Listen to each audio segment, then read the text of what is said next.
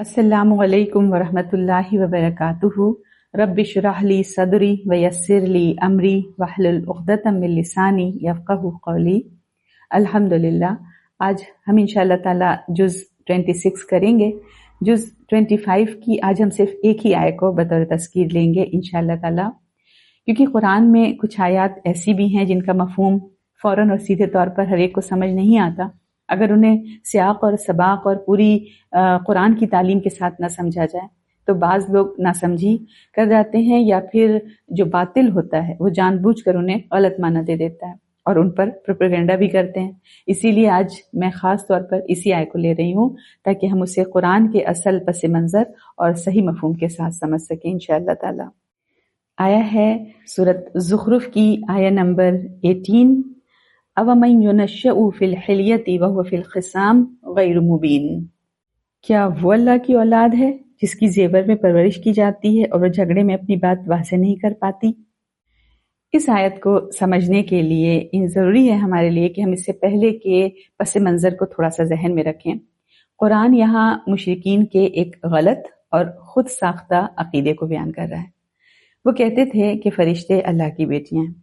उनका ये भी दावा था कि जो देवी देवता या बुत हम पूजते हैं वो दरअसल असल माबूद नहीं है, बल्कि हमने फरिश्तों की शक्लें बना रखी हैं। असल में तो हम फरिश्तों को याद कर रहे होते हैं और उनकी याद के लिए हमने उनकी तस्वीरें और मूर्तियां सामने रख ली हैं। उनका ख्याल ये था कि चूंकि ये फरिश्ते अल्लाह की बेटियां हैं और बेटियां अपने बाप को बहुत अजीज होती हैं, इसलिए क़यामत के दिन जब ये हमारी सिफारिश करेंगी तो अल्लाह उनकी बात को रद्द नहीं करेगा।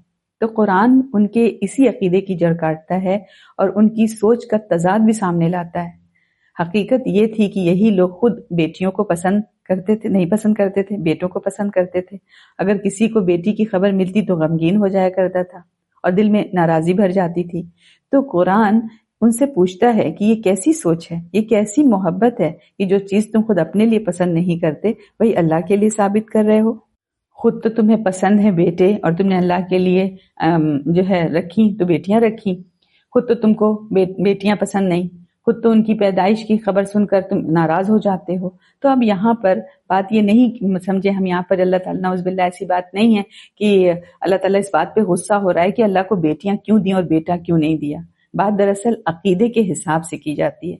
जब ईसाइयों से बात की जाती है तो अल्लाह ताला का गजब उस चीज पर भड़कता है कि तुमने अल्लाह के लिए बेटा क्यों बनाया, है ना। और सूरत मरियम की जो आयत हम पढ़ते आते हैं वक्तन फवक्तन कि इतना अल्लाह का गजब भड़कता है इस बात पर कि ईसाइयों ने अल्लाह के लिए बेटा तजवीज कर दिया कि फरमाया आसमान गिर पड़े और जमीन फट जाए, पहाड़ जो है वो गिर पड़े, कि उन्होंने अल्लाह के लिए बेटे का दावा किया। तो क्या मजाल हुई उनकी, कैसे उनकी हिम्मत हुई कि ऐसे करते हैं। तो वहां अल्लाह का गजब उनके अकीदे के हिसाब से भड़कता है जब उनसे बात की जाती है। और मुशरिकीन ने चूंकि अल्लाह के लिए बेटे न बनाए थे, बेटियां बनाई थी, तो जब मुशरिकीन से बात की जाती है तो इस बात पे नाराजगी का इजहार किया जाता है कि तुमने अल्लाह के लिए बेटियां क्यों बना दी। तो ये अकायद के हिसाब से बात की जाती है। न अल्लाह ताला को अपने लिए कोई बेटा पसंद है और न अल्लाह ताला को अपने लिए बेटियां पसंद है। अल्लाह की शान नहीं कि उसकी कोई औलाद हो।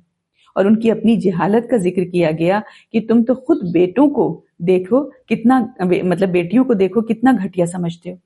और ये हर जाहिल माशरे का एक सिंबल होती है ये चीजें कि बेटियों को बुरा समझना, कि मर्द कहे कि मेरी तो नाक कट गई बेटी होने की वजह से, या अपनी बीवी को जिसने बेटी को जन्म दिया हो उसको तलाक की धमकियां दे दे या तलाक ही दे डाले कि बेटी हुई क्यों, है ना, तो मैं तुमको अब साथ नहीं रखता।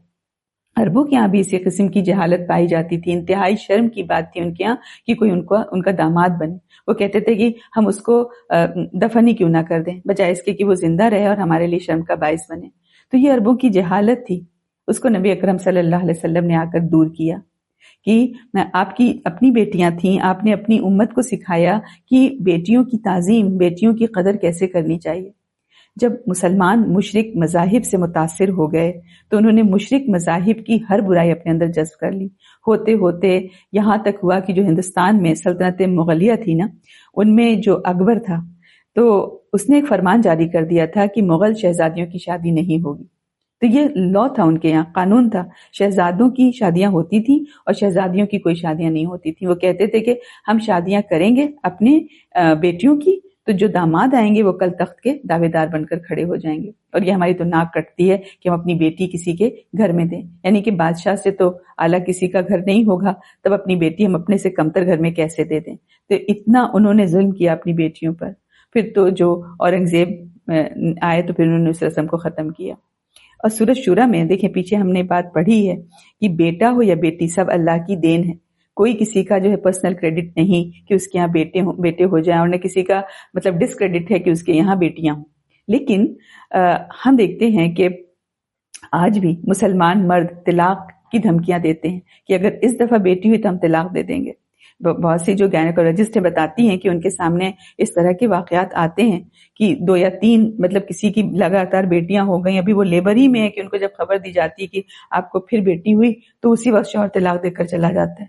ابھی وہ عورت جو ہے اس حال میں ہے بیچاری، ہے نا، اور اس کو طلاق کی خبر بھی دے دی جاتی ہے.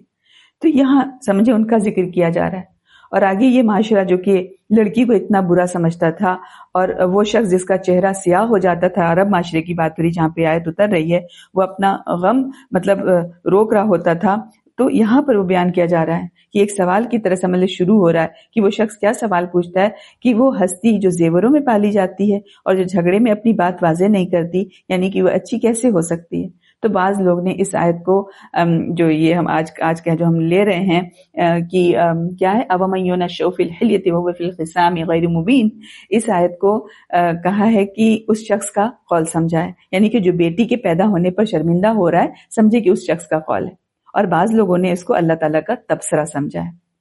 تو ان دونوں حساب سے اگر یہ تبصرے کے طور پہ ہم اس کو لیں، اور اگر اس معاشرے میں جو عورت کو لڑکیوں کو مطلب سمجھتے تھے کہ صحیح نہیں ہے ہمارے لیے، گئی گزری چیز سمجھتے تھے، اگر دونوں کو لے کر کے ہم بات کریں تو تھوڑا سا اس پر بات کرتے ہیں، سمجھتے ہیں.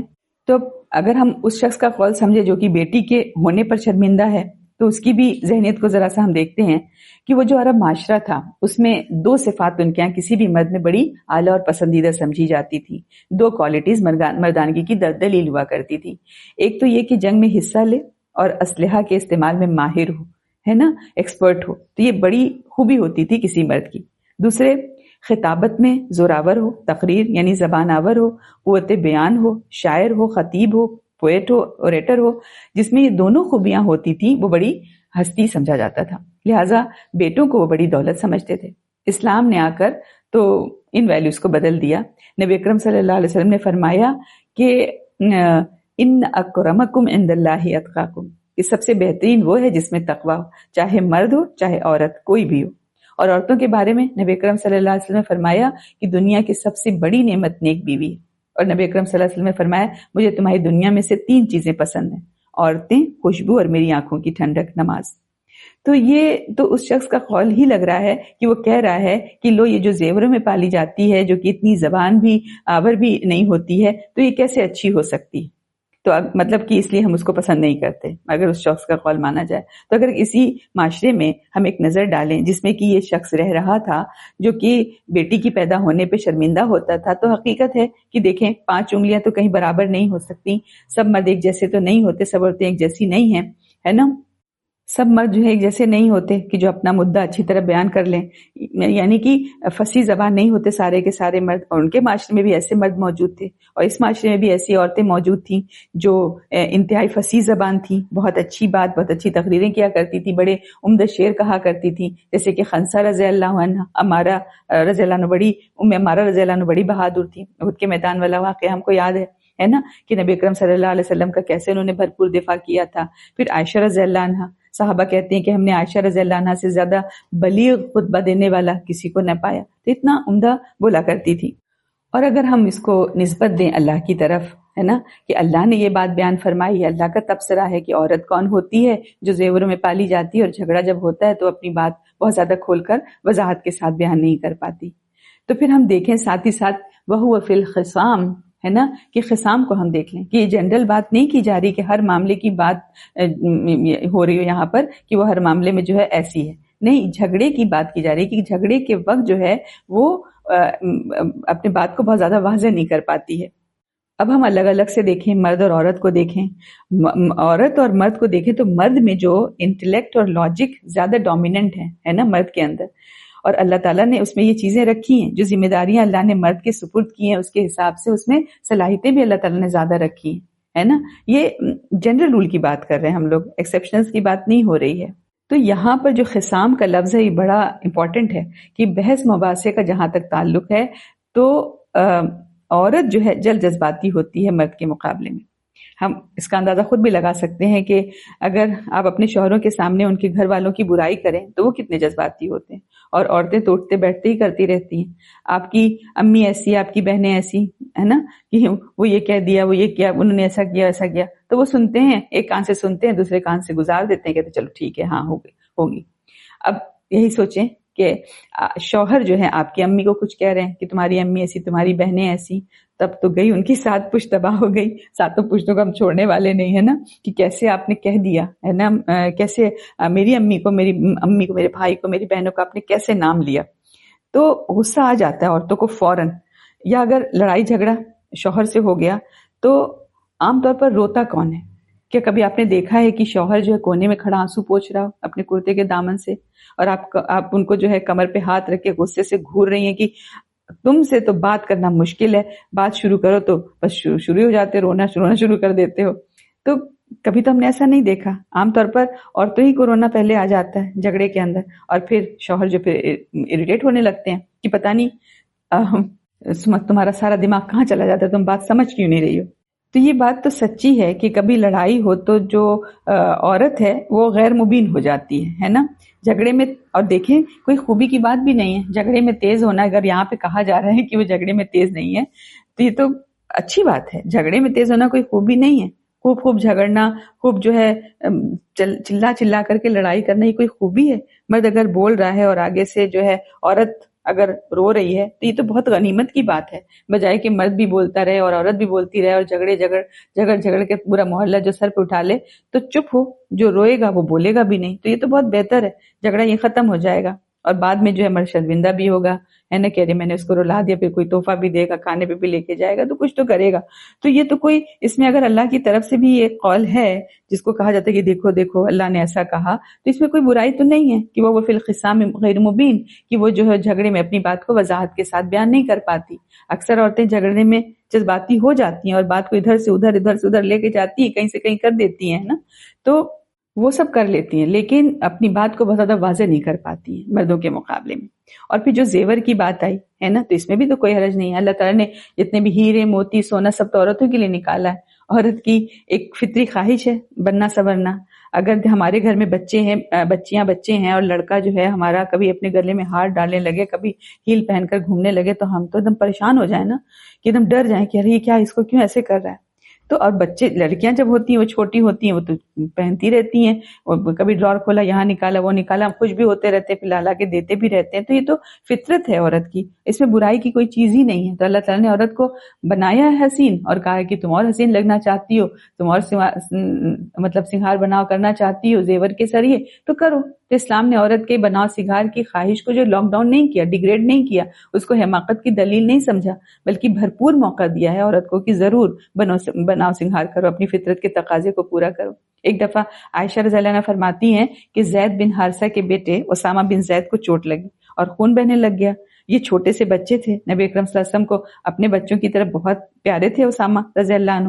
تو نبی اکرم صلی اللہ علیہ وسلم نے ان کو بہلایا، اٹھایا گود میں، ان کو کھڑا کیا، اور آپ ان کو بہلاتے جاتے تھے اور کہتے تھے کہ اسامہ اگر بیٹی ہوتا تو ہم اس کو زیور پہناتے، اسامہ اگر بیٹی ہوتا تو اس کو اچھے اچھے کپڑے پہنا دیتے. تو یہ بیٹیوں کا طریقہ ہی ہوتا ہے، کوئی برائی نہیں ہے، کوئی حرج نہیں ہے. مرد تو نہیں پہنتے ہیں نا زیور، عورتیں تو زیور پہنتی ہیں. تو ان دونوں چیزوں میں کوئی انسلٹ نہیں ہے. سارا زیور جو دنیا میں بک رہا ہے کون خریدتا ہے؟ عورتیں ہی تو خریدتی ہیں. عورتوں کے لیے تو زیور ہے سارے کا سارا. اور جہاں تک ریشم کا اور سونے کا تعلق ہے، اس کے لیے تو روایت موجود ہے کہ علی رضی اللہ عنہ سے کہ نبی اکرم صلی اللہ علیہ وسلم نے ایک ہاتھ میں ریشم دوسرے ہاتھ میں سونا لے کر فرمایا کہ دونوں چیزیں لباس میں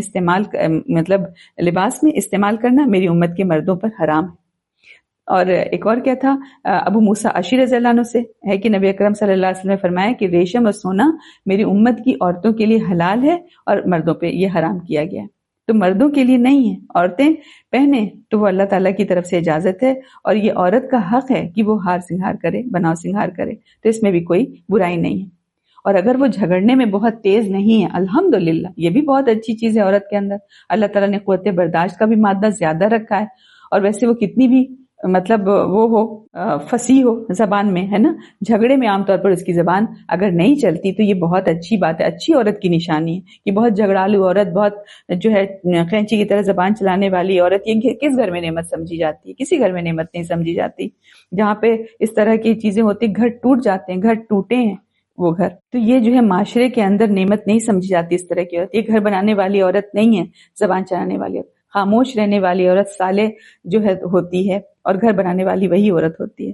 تو اب یہ جو ساری باتیں کرنی پڑی، ساری تقریریں کرنی پڑی کہ ایسی ہی چیزوں کو لوگ کیا کرتے ہیں، اٹھا کر فتنہ کریٹ کرتے ہیں کہ دیکھو دیکھو کتنی بے عزتی کی ہے اللہ تعالیٰ نے عورتوں کی، نعوذ باللہ.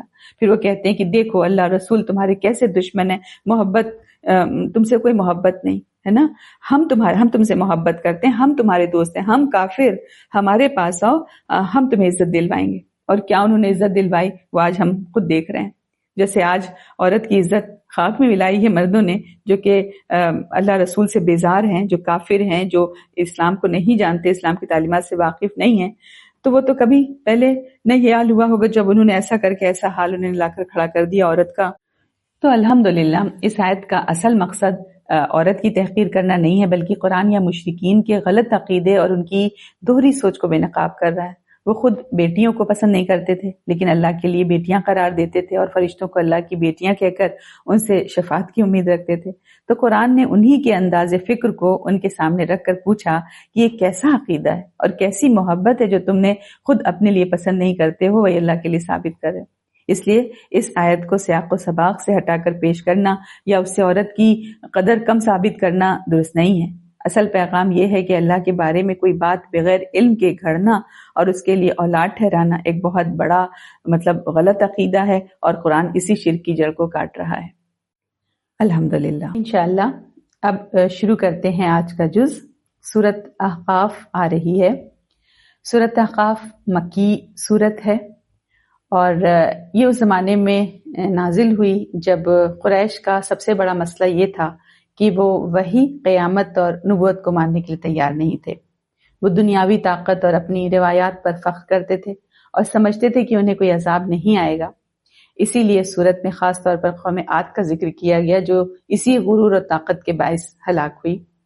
احقاف عرب کے ایک علاقے کا نام ہے جہاں قوم عاد جو تھی آباد تھی. یہ وہ قوم تھی جس کی طرف حضرت ہود علیہ السلام بھیجے گئے تھے. ان کی ہلاکت کا واقعہ اس سورت میں بیان ہوا ہے. اور اس کا جو سینٹرل تھیم ہے اس سورت احقاف کی، وہ ہے توحید اور اللہ کی قدرت. اور پھر یہاں پر ہم دیکھیں گے والدین کے ساتھ حسن سلوک، قیامت اور حساب کا بیان، اور پھر قوم عاد کی ہلاکت سے عبرت آئے گی، اور قرآن کی حقانیت، اس کی سچائی، اس پر بات ہوگی. اور دنیا کی طاقت اور غرور انسان کو بچا نہیں سکتے.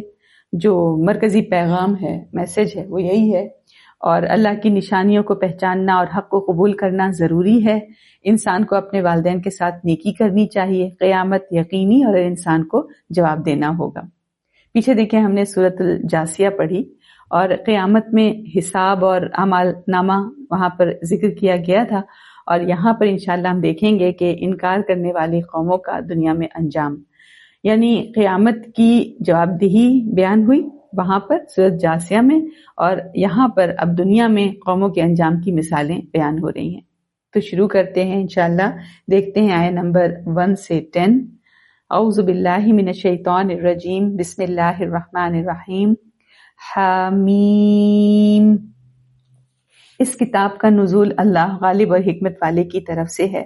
ہم نے آسمانوں اور زمین کو اور اس کو جو کچھ ان دونوں کے درمیان ہے سراسر برحق اور مقرر مدت کے لیے پیدا کیا ہے. اور جن لوگوں نے کفر کیا وہ ان چیزوں سے منہ موڑے ہوئے ہیں جن سے انہیں ڈرایا گیا ہے. آپ کہہ دیجئے بھلا بتاؤ تو جس کو تم اللہ کے سوا پکارتے ہو، مجھے دکھاؤ کہ انہوں نے زمین میں سے کیا چیز پیدا کی ہے یا آسمانوں میں کوئی حصہ ہے اگر تم سچے ہو. اس قرآن سے پہلے کی نازل شدہ کوئی کتاب یا علمی روایت میرے پاس لاؤ، اور اس سے زیادہ گمراہ کن کون شخص ہوگا جو اللہ کے سوا اس کو پکارتا ہے جو اسے قیامت تک جواب نہیں دے سکتا، جبکہ وہ ان کی پکار ہی سے غافل ہیں. اور جب لوگ اکٹھے کیے جائیں گے تو وہ جھوٹے معبود ان کے دشمن ہوں گے اور ان کی عبادت کے منکر ہوں گے، اور جب ان پر ہماری واضح آیات تلاوت کی جاتی ہیں تو کافر لوگ اس حق یعنی قرآن کے بارے میں جب ان کے پاس آ چکا کہتے ہیں یہ تو کھلا جادو ہے، بلکہ وہ کہتے ہیں اس نے خود گڑھ لیا ہے۔ آپ کہہ دیجئے اگر میں نے یہ خود گڑھا ہے تو تم مجھے اللہ کے عذاب سے بچانے کا کوئی اختیار نہیں رکھتے۔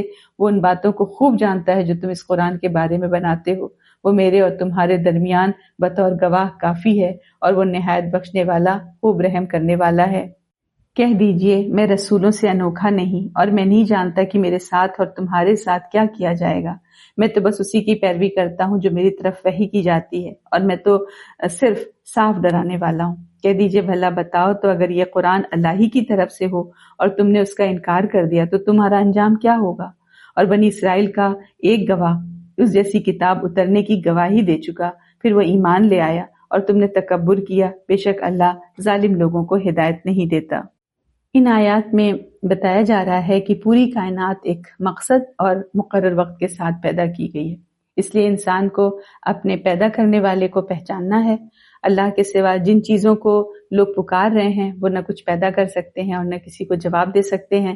جب حق واضح طور پر انسان کے سامنے آ گیا ہے تو بعض لوگ اسے ماننے کے بجائے اسے جادو یا جو جھوٹ کہہ رہے ہیں، تو وہ کیا ہے؟ اس کی حقیقت یہ ہے کہ وہ ہدایت کو ٹھکرا رہے ہیں، اور ہدایت کو ٹھکرانا انسان کو سب سے بڑی گمراہی میں ڈال دے گا۔ آیہ نمبر 10 میں یہ جو بیان ہوا کہ اگر یہ قرآن اللہ ہی کی طرف سے ہو اور تم نے اس کا انکار کر دیا تو تمہارا انجام کیا ہوگا، اور بنی اسرائیل کا ایک گواہ اس جیسی کتاب اترنے کی گواہی دے چکا، تو اس گواہ سے کون مراد ہے؟ بعض کہتے ہیں کہ یہ بطور جنس کے ہے، یعنی بنی اسرائیل میں سے ہو ایمان والا لانے والا ہے نا، اس کا مصداق ہے۔ بعض کہتے ہیں کہ مکے میں رہنے والا کوئی بنی اسرائیلی مراد ہے کیونکہ یہ سورت مکی ہے، اور بعض کے نزدیک اس سے مراد عبداللہ بن سلام ہیں، اور کہتے ہیں کہ وہ اس آیت کو کہ یہ آیت جو ہے یہ مدنی آیت ہے، مدینہ میں نازل ہوئی، اور مفسرین کی ایک بڑی تعداد بھی اس سے مراد عبداللہ بن سلام ہی لیتی ہے۔ بتاتے ہیں کہ پس منظر اس آیہ کا یہ ہے کہ عبداللہ بن سلام جو تھے مدینہ کے ایک بڑے یہودی عالم تھے۔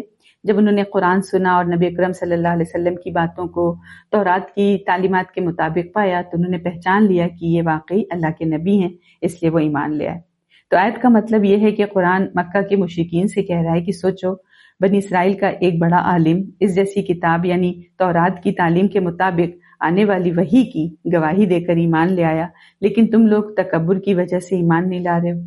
تو ان کو یہ پیغام دیا جا رہا ہے کہ اس آیت کے تھرو کہ حق کو پہچاننے کے لیے علم اور انصاف چاہیے، جبکہ تکبر انسان کو سچ ماننے سے روک دیتا ہے۔ آگے ہے آیت نمبر 11 سے 20، اور کفر کرنے والوں نے ایمان لانے والوں سے کہا اگر وہ دین بہتر ہوتا تو وہ عام لوگ اس کو قبول کرنے میں ہم سے پہل نہ کرتے، اور جب انہوں نے اس قرآن کے ذریعے سے ہدایت نہ پائی تو وہ ضرور کہیں گے کہ یہ قدیم جھوٹ ہے، اور اس قرآن سے پہلے موسیٰ کی کتاب پیشوا اور رحمت تھی، اور یہ قرآن عربی زبان میں تصدیق کرنے والی کتاب ہے تاکہ وہ ان لوگوں کو ڈرائے جنہوں نے ظلم کیا، اور نیکی کرنے والوں کے لیے خوشخبری ہے۔ بے شک جن لوگوں نے کہا ہمارا رب اللہ ہے، پھر وہ اس پر قائم رہے تو ان پر نہ تو کوئی خوف ہے اور نہ غمگین ہوں گے، یہی لوگ جنتی ہیں، وہ اس میں ہمیشہ رہیں گے۔ یہ ان اعمال کی جزا ہے جو وہ کیا کرتے تھے، اور ہم نے انسان کو اس کے والدین کے ساتھ حسن سلوک کا حکم دیا۔ اس کی ماں نے اسے تکلیف سے پیٹ میں اٹھائے رکھا اور تکلیف سے جنا، اور اس کا حمل اور دودھ چھڑانا 30 ماہ کی مدت ہے، یہاں تک کہ جب وہ اپنی کمال جوانی کو پہنچا اور اس 40 برس کا ہو گیا تو اس نے دعا کی، اے میرے رب تو مجھے توفیق دے کہ میں تیری اس نعمت کا شکر کروں جو تو نے مجھ پر اور میرے والدین پر کی، اور یہ کہ میں نیک عمل کروں جو تو پسند کرے، اور تو میرے لیے میری اولاد میں اصلاح کر، بلا شبہ میں نے تیری طرف توبہ کی اور بلا شبہ میں مسلمانوں میں سے ہوں۔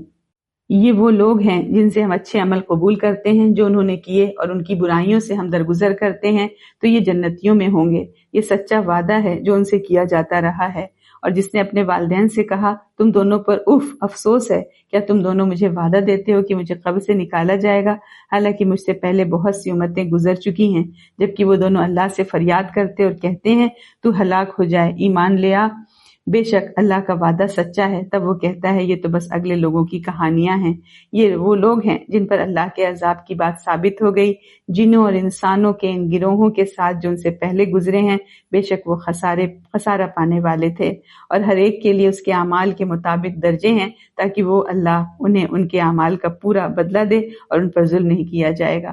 اور جس دن اہل کفر کو آگ کے سامنے پیش کیا جائے گا تو کہا جائے گا تم نے دنیاوی زندگی ہی میں اپنی لذتوں کا پورا حصہ لے لیا اور تم نے ان سے فائدہ اٹھا لیا، چنانچہ آج تمہیں ذلت کے عذاب کی سزا دی جائے گی، اس لیے کہ تم زمین میں ناحق تکبر کرتے رہے اور اس لیے کہ تم نافرمانی کرتے رہے۔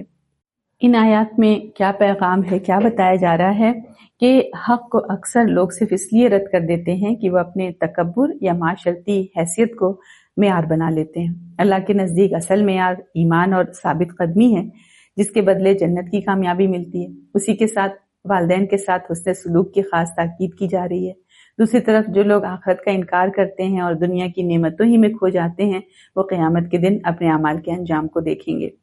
یہاں ہم دیکھیں آیت نمبر 15 میں جو یہ بات آ رہی کہ ہم نے انسان کو اس کے والدین کے ساتھ حسن سلوک کا حکم دیا، اس کی ماں نے اسے تکلیف سے پیٹ میں اٹھائے رکھا اور تکلیف سے جنا، اور اس کا حمل اور دودھ چھڑانا 30 ماہ کی مدت ہے، یہاں تک کہ جب اپنی کمال جوانی کو پہنچا اور 40 برس کا ہو گیا تو اس نے دعا کی، اے میرے رب تو مجھے توفیق دے کہ میں تیری اس نعمت کا شکر کروں جو تو نے مجھ پر اور میرے والدین پر کی، اور یہ کہ میں نیک عمل کروں جو تو پسند کرے، اور تو میرے لیے میری اولاد میں اصلاح کر، بلا شبہ میں نے تیری طرف توبہ کی اور بلا شبہ میں مسلمانوں میں سے ہوں۔ تو اس آیت میں کسی ایک خاص شخص کا ذکر نہیں ہے، بلکہ ایک صالح اور سمجھدار انسان کی مثال بیان کی گئی ہے، یعنی وہ شخص جو زندگی کے تجربات کے بعد اللہ تعالیٰ کو پہچانتا ہے، والدین کی قدر کرتا ہے اور شکر کی دعا کرتا ہے۔ تو قرآن میں 40 سال کو انسان کی پختگی اور کمال عقل کا مرحلہ سمجھا گیا ہے کہ اس عمر تک انسان کو زندگی کا تجربہ ہو جاتا ہے، جذبات میں اعتدال آ جاتا ہے، صحیح اور غلط کا شعور زیادہ واضح ہو جاتا ہے۔ اسی لیے اکثر انبیاء کو بھی ہم دیکھیں نبوت 40 کی عمر کے قریب ملی، جیسے کہ نبی اکرم صلی اللہ علیہ وسلم کو بعض مفسر اس کی طرف اشارہ کرتے ہیں۔ اور دیکھیں 60 سال کا بھی بڑا اسلامی تعلیمات میں 60 سال کو بھی ایک اہم مرحلہ سمجھا جاتا ہے۔ حدیث میں آتا ہے کہ جب انسان 60 تک پہنچ جاتا ہے تو ایسا ہے کہ اللہ نے اسے کافی مہلت دے دی کہ وہ اپنی اب اصلاح کر لے۔ تو یہ اس آیت کا پیغام یہ ہے کہ یہ سکھا رہی آیت ہم کو کہ جب انسان زندگی کی پختگی یعنی 40 سال کو پہنچے تو اسے اللہ کی نعمتوں کو یاد کرنا چاہیے، والدین کا شکر ادا کرنا چاہیے، اپنی اولاد کی اصلاح کی فکر کرنی چاہیے اور نیک زندگی کی دعا کرنی چاہیے۔ یعنی 40 سال زندگی کا وہ مرحلہ ہے جہاں انسان کو سنجیدگی کے ساتھ اللہ کی طرف رجوع کر کے اپنی باقی زندگی کو نیکی میں لگانے کا فیصلہ کرنا چاہیے۔ اور بعض مفسرین نے یہ جو آیا ہے آیت 15 اس کا اشارہ جو ابو بکر صدیق رضی اللہ عنہ کی طرف بھی کیا ہے، لیکن یہ بات ہمیں یاد رکھنی ہے کہ یہ آیت جو ہے خاص طور پر صرف انہی کے بارے میں نازل نہیں ہوئی ہے بلکہ عمومی ہے نا۔ اور لیکن کچھ مفسرین نے ابو بکر صدیق رضی اللہ عنہ کی زندگی پر بہت خوب فٹ ہوتی ہے یہ کہہ کر انہوں نے بیان کیا ہے، اس لیے ان کی شان میں ایک مثال یا مصداق کے طور پر ذکر کیا جاتا ہے۔ اور اس وجہ سے کہتے ہیں کہ ابو بکر صدیق رضی اللہ عنہ تقریباً 40 سال کی عمر میں ایمان لائے، انہوں نے اپنے والدین کے ایمان کی بھی دعا کی اور آخرکار ان کے والد بھی ایمان لے آئے اور ان کی اولاد میں بھی کئی لوگ ایمان والے ہوئے۔ اور آیت میں جو دعا ہے کہ اے میرے رب مجھے توفیق دے کہ میں تیری نعمت کا شکر ادا کروں، تو جو تو نے مجھ پر اور میرے والدین پر کی اور میں نیک عمل کروں اور میری اولاد کو بھی نیک بنا دے، تو یہ دعا ان کی زندگی سے بہت مناسبت رکھتی ہے۔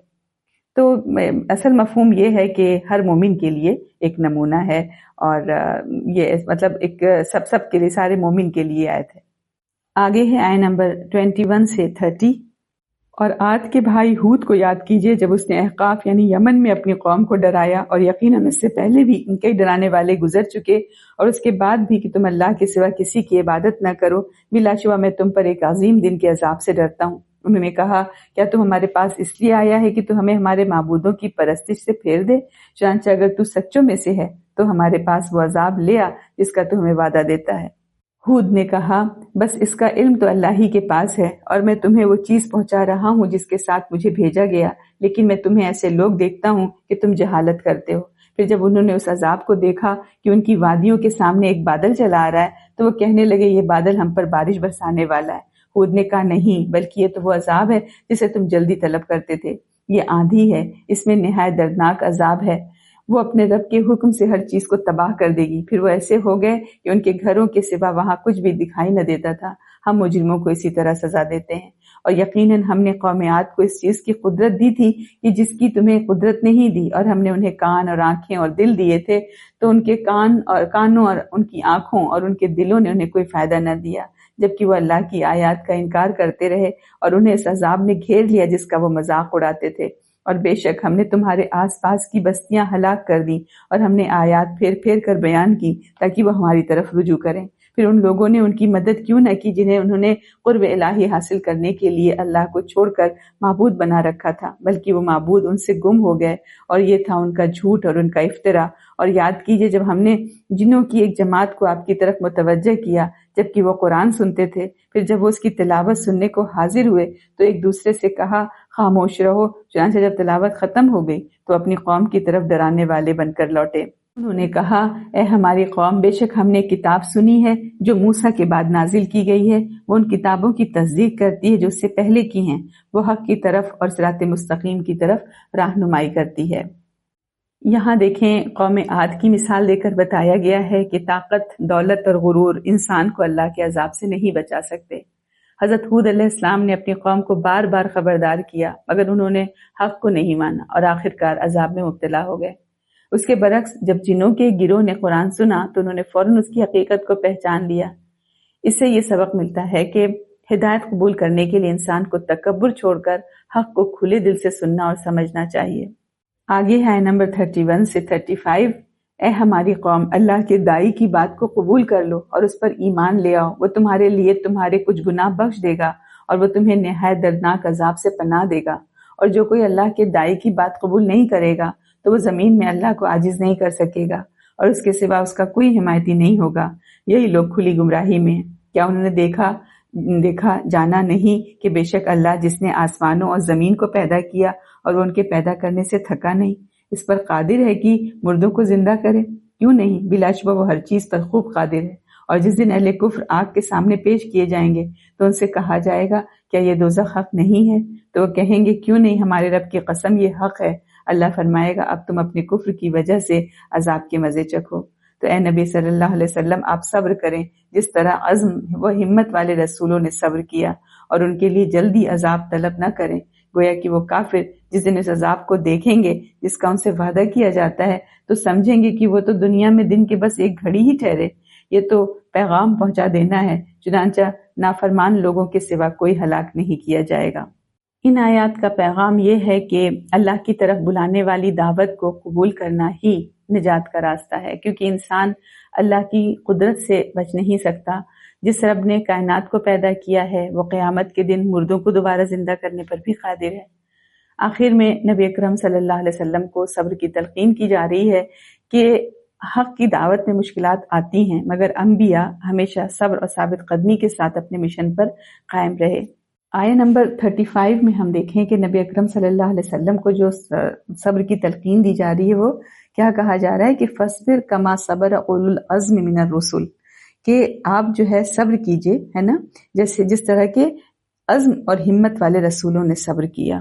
اور یہ اولو العزم کا جو لفظ ہے یہ قرآن میں صرف اسی آیت میں آیا، سورۃ احقاف ہی میں آیا ہے، لیکن مفسرین نے قرآن کی دوسری آیات کو دیکھ کر یہ سمجھا ہے کہ خاص طور پر 5 رسول ایسے ہیں جن کا مقام آزمائش، دعوت اور شریعت کے اعتبار سے جو ہے وہ بہت بڑا ہے۔ اور اس کی ایک بڑی دلیل جو سورۃ الاحزاب کی آیت نمبر 7 بھی ہے، جہاں پر اللہ تعالیٰ نے خاص طور پر انہی رسولوں کا ذکر ایک ساتھ کیا اور فرمایا کہ ہم نے ان سے مضبوط عہد لیا تھا۔ کیا فرمایا تھا کہ وَإِذْ أَخَذْنَا مِنَ النَّبِيِّينَ مِيثَاقَهُمْ وَمِنْكَ وَمِن نُوحٍ وَإِبْرَاهِيمَ وَمُوسَىٰ وَعِيسَىٰ ابْنَ مَرْيَمَ وَأَخَذْنَا مِنْهُم مِيثَاقًا غَلِيظًا۔ تو مفسرین کے نزدیک 5 بڑے رسول اولو العزم کہلاتے ہیں، نوح علیہ السلام، ابراہیم علیہ السلام، موسیٰ، عیسیٰ اور نبی اکرم صلی اللہ علیہ وسلم۔ اور اولو العزم انہیں اس لیے کہا گیا، اولو العزم کا مطلب کیا ہوتا ہے؟ مضبوط ارادے اور غیر معمولی صبر والے یہ رسول تھے، یعنی ان سب نے دعوت حق میں بہت بڑی آزمائشیں اور بہت مخالفتیں برداشت کی مگر اپنے مشن سے پیچھے نہیں ہٹے۔ ان کی صبر کی مثالیں دیکھیں کہ نوح علیہ السلام تقریباً 950 سال قوم کو سمجھاتے رہے مگر بہت کم لوگ ایمان لائے۔ ابراہیم علیہ السلام، قوم نے تو ان کو آگ میں ڈال دیا، وطن چھوڑنا پڑا ان کو مگر توحید نہیں چھوڑی۔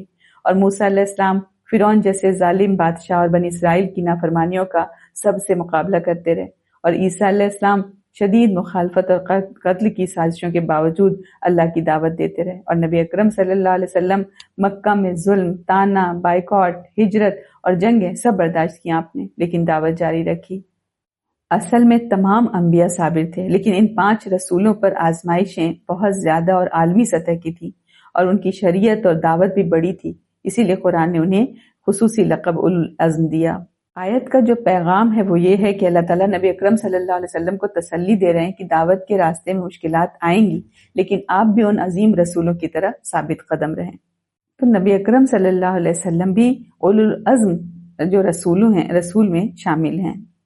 تو یہ دراصل اسلوب قرآن ہے۔ یہاں مقصد یہ ہے کہ نبی اکرم صلی اللہ علیہ وسلم کو پچھلے عظیم رسولوں کی مثال دے کر تسلی اور حوصلہ دیا جا رہا ہے۔ الحمدللہ سورۃ الاحقاف مکمل ہوئی۔ ایک گو میں اگر ہم پورا دیکھیں کہ یہ سورت ہمیں کیا پیغام دے گئی، تو اس میں یہ ہے کہ یہ سورت انسان کو یاد دلا رہی ہے کہ حق کو پہچان کر عاجزی اختیار کر لو اور والدین کی قدر کرو اور انجام کو یاد رکھو۔ آگے سورت محمد آ رہی ہے۔ یہ سورت مدنی سورت ہے اور ہجرت کے بعد مدینہ میں نازل ہوئی، جب مسلمانوں کو پہلی مرتبہ کفار کے ساتھ باقاعدہ مقابلے اور اجتماعی نظام قائم کرنے کے مراحل پیش آ رہے تھے۔ مدینہ کے ابتدائی دور میں مسلمان ایک نئی معاشرتی اور سیاسی حالت میں داخل ہو چکے تھے۔ کفار مکہ کی دشمنی جاری تھی اور جنگ کے حالات پیدا ہو رہے تھے۔ اسی پس منظر میں جو ہے اس صورت میں ایمان اور کفر کے فرق کو واضح کیا جائے گا، اور جہاد اور قربانی اور منافقین کا کردار اور قرآن کی جو ہدایت جو ہے واضح کی جائیں گی۔ تو اس جز کا سینٹرل تھیم یہی ہے، ایمان اور کفر کا انجام، جہاد اور دین کی نصرت، منافقین کی علامات، قرآن پر غور کرنے کی دعوت۔ سورۃ احقاف ابھی ہم نے پڑھی، وہاں پر انکار کرنے والی قوموں کے انجام کی مثالیں تھیں، اور سورۃ محمد میں انشاءاللہ ہم آگے دیکھیں گے کہ اب یہاں اہل ایمان کو عملی جد و جہد اور ثابت قدمی کی ہدایت دی جا رہی ہے۔ یعنی سورۃ احقاف جو تھی عبرت اور مثالیں دی تھی، وہاں پر دکھائی گئیں، اور اب اس صورت میں عمل اور جد و جہد کی ہدایت کرتے ہیں۔ آیت نمبر 1 سے 10، بسم اللہ الرحمن الرحیم۔ جن لوگوں نے کفر کیا اور دوسروں کو اللہ کی راہ سے روکا، اللہ نے ان کے عمل ضائع کر دیے، اور جو لوگ ایمان لائے اور انہوں نے نیک عمل کیے اور وہ اس قرآن پر بھی ایمان لائے جو محمد صلی اللہ علیہ وسلم پر نازل کیا گیا اور وہ ان کے رب کی طرف سے حق ہے، اللہ نے ان سے ان کی برائیاں دور کر دی اور ان کے حال کی اصلاح کر دی۔ یہ اس لیے کہ بے شک جن لوگوں نے کفر کیا انہوں نے باطل کی پیروی کی، اور بلا شبہ جو لوگ ایمان لائے انہوں نے اپنے رب کی طرف سے حق کی پیروی کی۔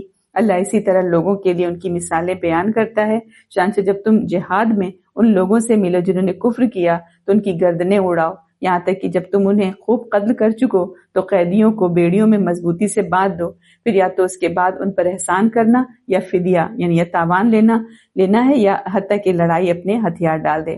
حکم یہی ہے، اور اگر اللہ چاہتا تو خود ہی ان سے بدلہ لے لیتا، لیکن اس نے تمہیں حکم دیا ہے تاکہ وہ تمہیں ایک دوسرے سے آزمائے۔ اور جو لوگ اللہ کی راہ میں قتل یعنی شہید کیے گئے تو اللہ ان کے اعمال ہرگز ضائع نہیں کرے گا، وہ جلد ان کی رہنمائی کرے گا اور ان کے حال کی اصلاح کرے گا، اور وہ انہیں اس جنت میں داخل کرے گا جس کی ان کو خوب پہچان کروا چکا ہے۔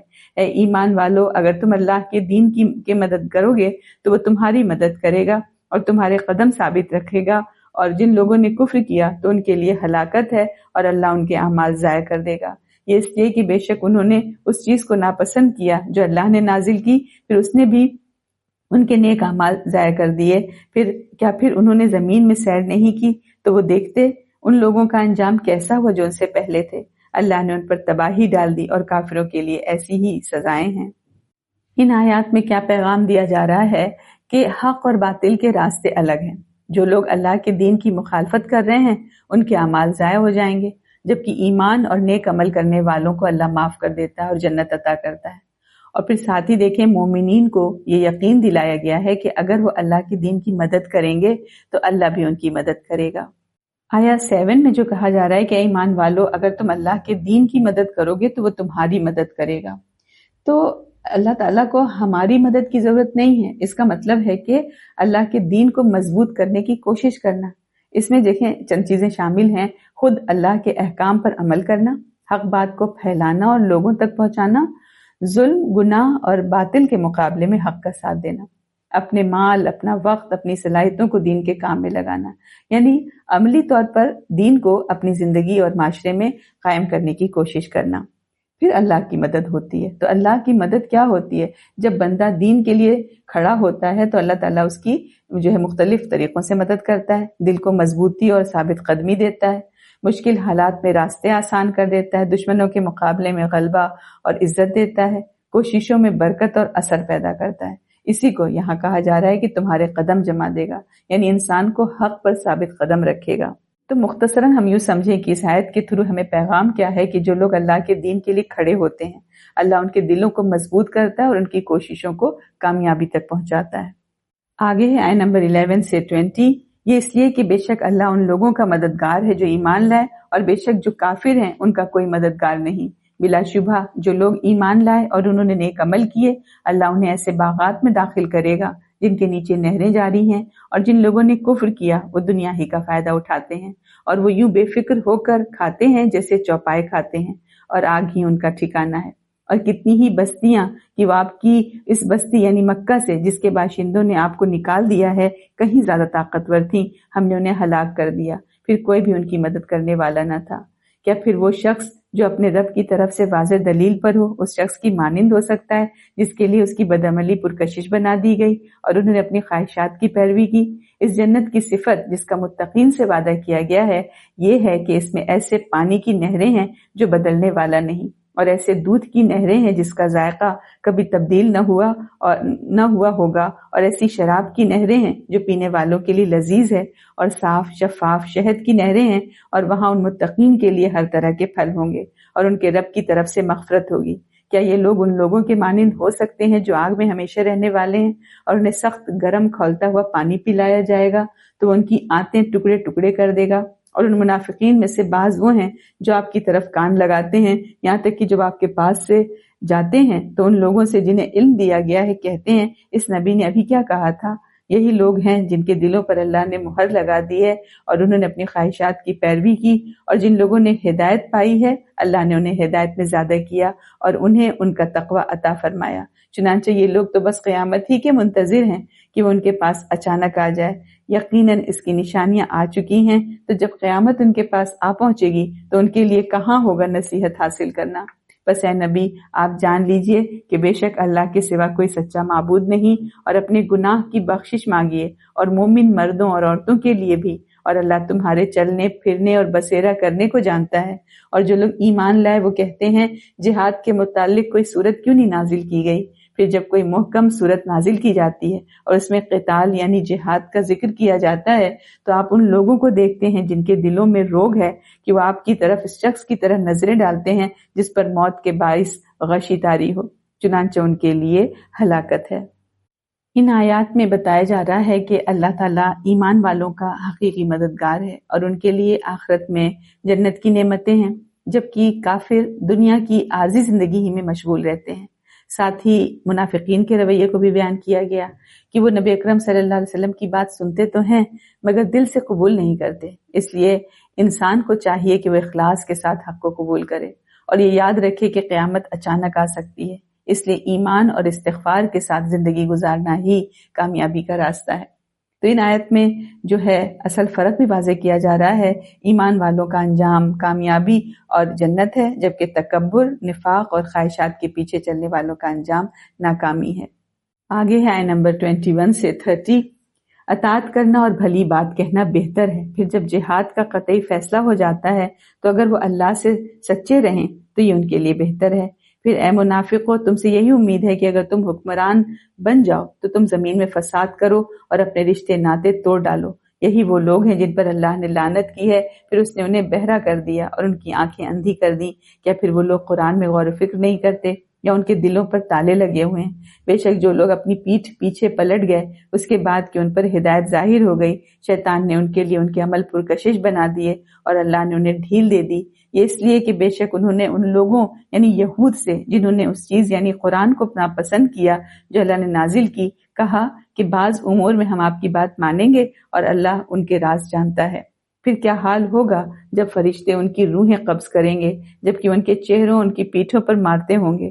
یہ مار اس لیے کہ بے شک انہوں نے اس چیز کی پیروی کی جس نے اللہ کو ناراض کر دیا اور انہوں نے اللہ کی رضامندی یعنی رضامندی ناپسند کی، لہٰذا اللہ نے ان کے اعمال برباد کر دیے۔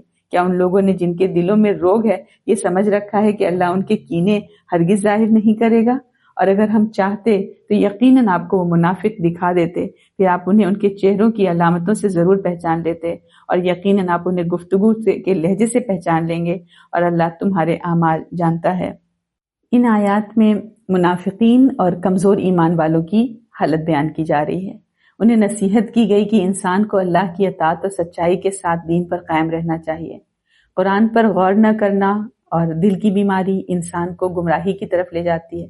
اللہ انسان کے دلوں کے حال کو جانتا ہے، اس لیے انسان کو اپنے ایمان کو خالص اور سچا بنانا ہے۔ یہ آیات جو ہیں مدینہ کے دور میں نازل ہوئی، اور خاص طور پر اس زمانے میں جب مسلمان اور کفار کے درمیان جنگوں کا سلسلہ شروع ہو چکا تھا، جیسے غزوہ احد اور اس کے بعد کے حالات۔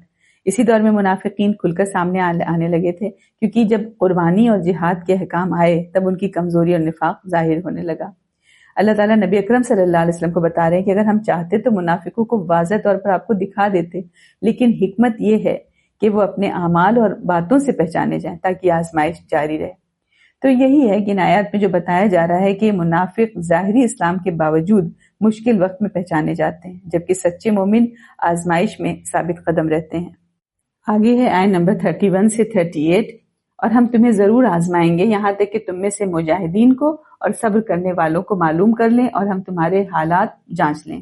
بے شک جن لوگوں نے کفر کیا اور دوسروں کو اللہ کی راہ سے روکا اور ان پر ہدایت واضح ہو جانے کے بعد رسول اللہ صلی اللہ علیہ وسلم کی مخالفت کی، وہ اللہ کا کچھ بھی نہیں بگاڑ سکیں گے، اور عنقریب وہ ان کے اعمال برباد کر دے گا۔ اے ایمان والو، تم اللہ کی اطاعت کرو اور رسول کی اطاعت کرو اور اپنے عملوں کو باطل نہ کرو۔ بلا شبہ جن لوگوں نے کفر کیا اور دوسروں کو اللہ کی راہ سے روکا پھر اسی حالت کفر میں مر گئے تو اللہ انہیں ہرگز نہیں بخشے گا۔ چنانچہ تم سستی نہ کرو اور تم صلح کی طرف نہ بلاؤ جبکہ تم ہی غالب ہو، اور اللہ تمہارے ساتھ ہے اور وہ تم سے تمہارے عملوں کے ثواب کو ہرگز کم نہیں کرے گا۔ بس دنیاوی زندگی تو صرف ایک کھیل اور تماشا ہے، اور اگر تم ایمان لاؤ اور تقوی اختیار کرو تو اللہ تمہیں تمہارے اجر دے گا اور وہ تم سے تمہارے تمام مال نہیں مانگے گا۔ اگر اللہ تم سے اس تمام مال کا سوال کرے پھر وہ اس پر اصرار کرے تو تم بخل کرو گے اور وہ تمہارے کینے نکال باہر کرے گا۔ سنو، تم تو وہ لوگ ہو کہ تمہیں دعوت دی جاتی ہے کہ تم اللہ کی راہ میں خرچ کرو، پھر تم میں سے بعض وہ ہیں جو بخل کرتے ہیں، اور جو بخل کرتا ہے تو وہ اپنے ہی آپ ہی سے بخل کرتا ہے، اور اللہ بے نیاز ہے اور تم محتاج ہو۔ اور اگر تم منہ موڑو گے تو اللہ تمہارے سوا دوسرے لوگ بدل لائے گا، پھر وہ تم جیسے نافرمان نہ ہوں گے۔ ان آیات میں بتایا جا رہا ہے کہ ایمان کا راستہ آزمائشوں سے گزرتا ہے اور اللہ انسان کے صبر اور اخلاص کو ظاہر کر دیتا ہے۔ مومنین کو حکم دیا جا رہا ہے کہ وہ اللہ اس کے رسول کی اطاعت کریں، کمزوری نہ دکھائیں اور اللہ کی راہ میں خرچ کرنے میں بخل نہ کریں۔ پھر بتایا کہ دنیا کی زندگی تو عارضی ہے جبکہ اصل کامیابی اللہ کی رضا میں ہے اور آخرت کی کامیابی میں ہے۔ الحمدللہ سورۃ محمد مکمل ہوئی۔ اس سورہ میں جو مختصراً ہم سمجھیں کہ پیغام کیا تھا کہ اللہ کی اطاعت اور نبی اکرم صلی اللہ علیہ وسلم کی پیروی لازمی ہے، ایمان والوں کی مدد کی جائے گی، اور صبر اور استقامت سے دین میں قائم رہنے کی تاکید ہے، اور منافقوں اور کافروں کے فریب سے خبردار رہنے کو کہا گیا، اور غالب ہونے پر بھی انصاف اور حق پر قائم رہنے کی تلقین ہے کہ غیر جائز مفاہمت سے بچو، نیک عمل، صدق اور اللہ کی راہ میں قربانی کامیابی اور مدد کا ذریعہ ہے۔ الحمدللہ۔ اب آگے سورۃ الفتح آ رہی ہے۔ یہ سورت مدنی سورت ہے اور یہ 6 ہجری میں صلح حدیبیہ کے بعد نازل ہوئی۔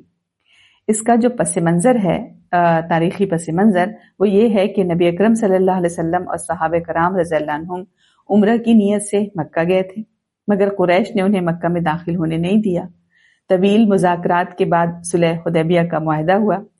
بظاہر یہ معاہدہ مسلمانوں کے لیے سخت محسوس ہو رہا تھا، لیکن اللہ تعالیٰ نے اس کو فتح مبین یعنی واضح کلیئر وکٹری قرار دیا، کیونکہ اس کے بعد اسلام تیزی سے پھیلنے لگا۔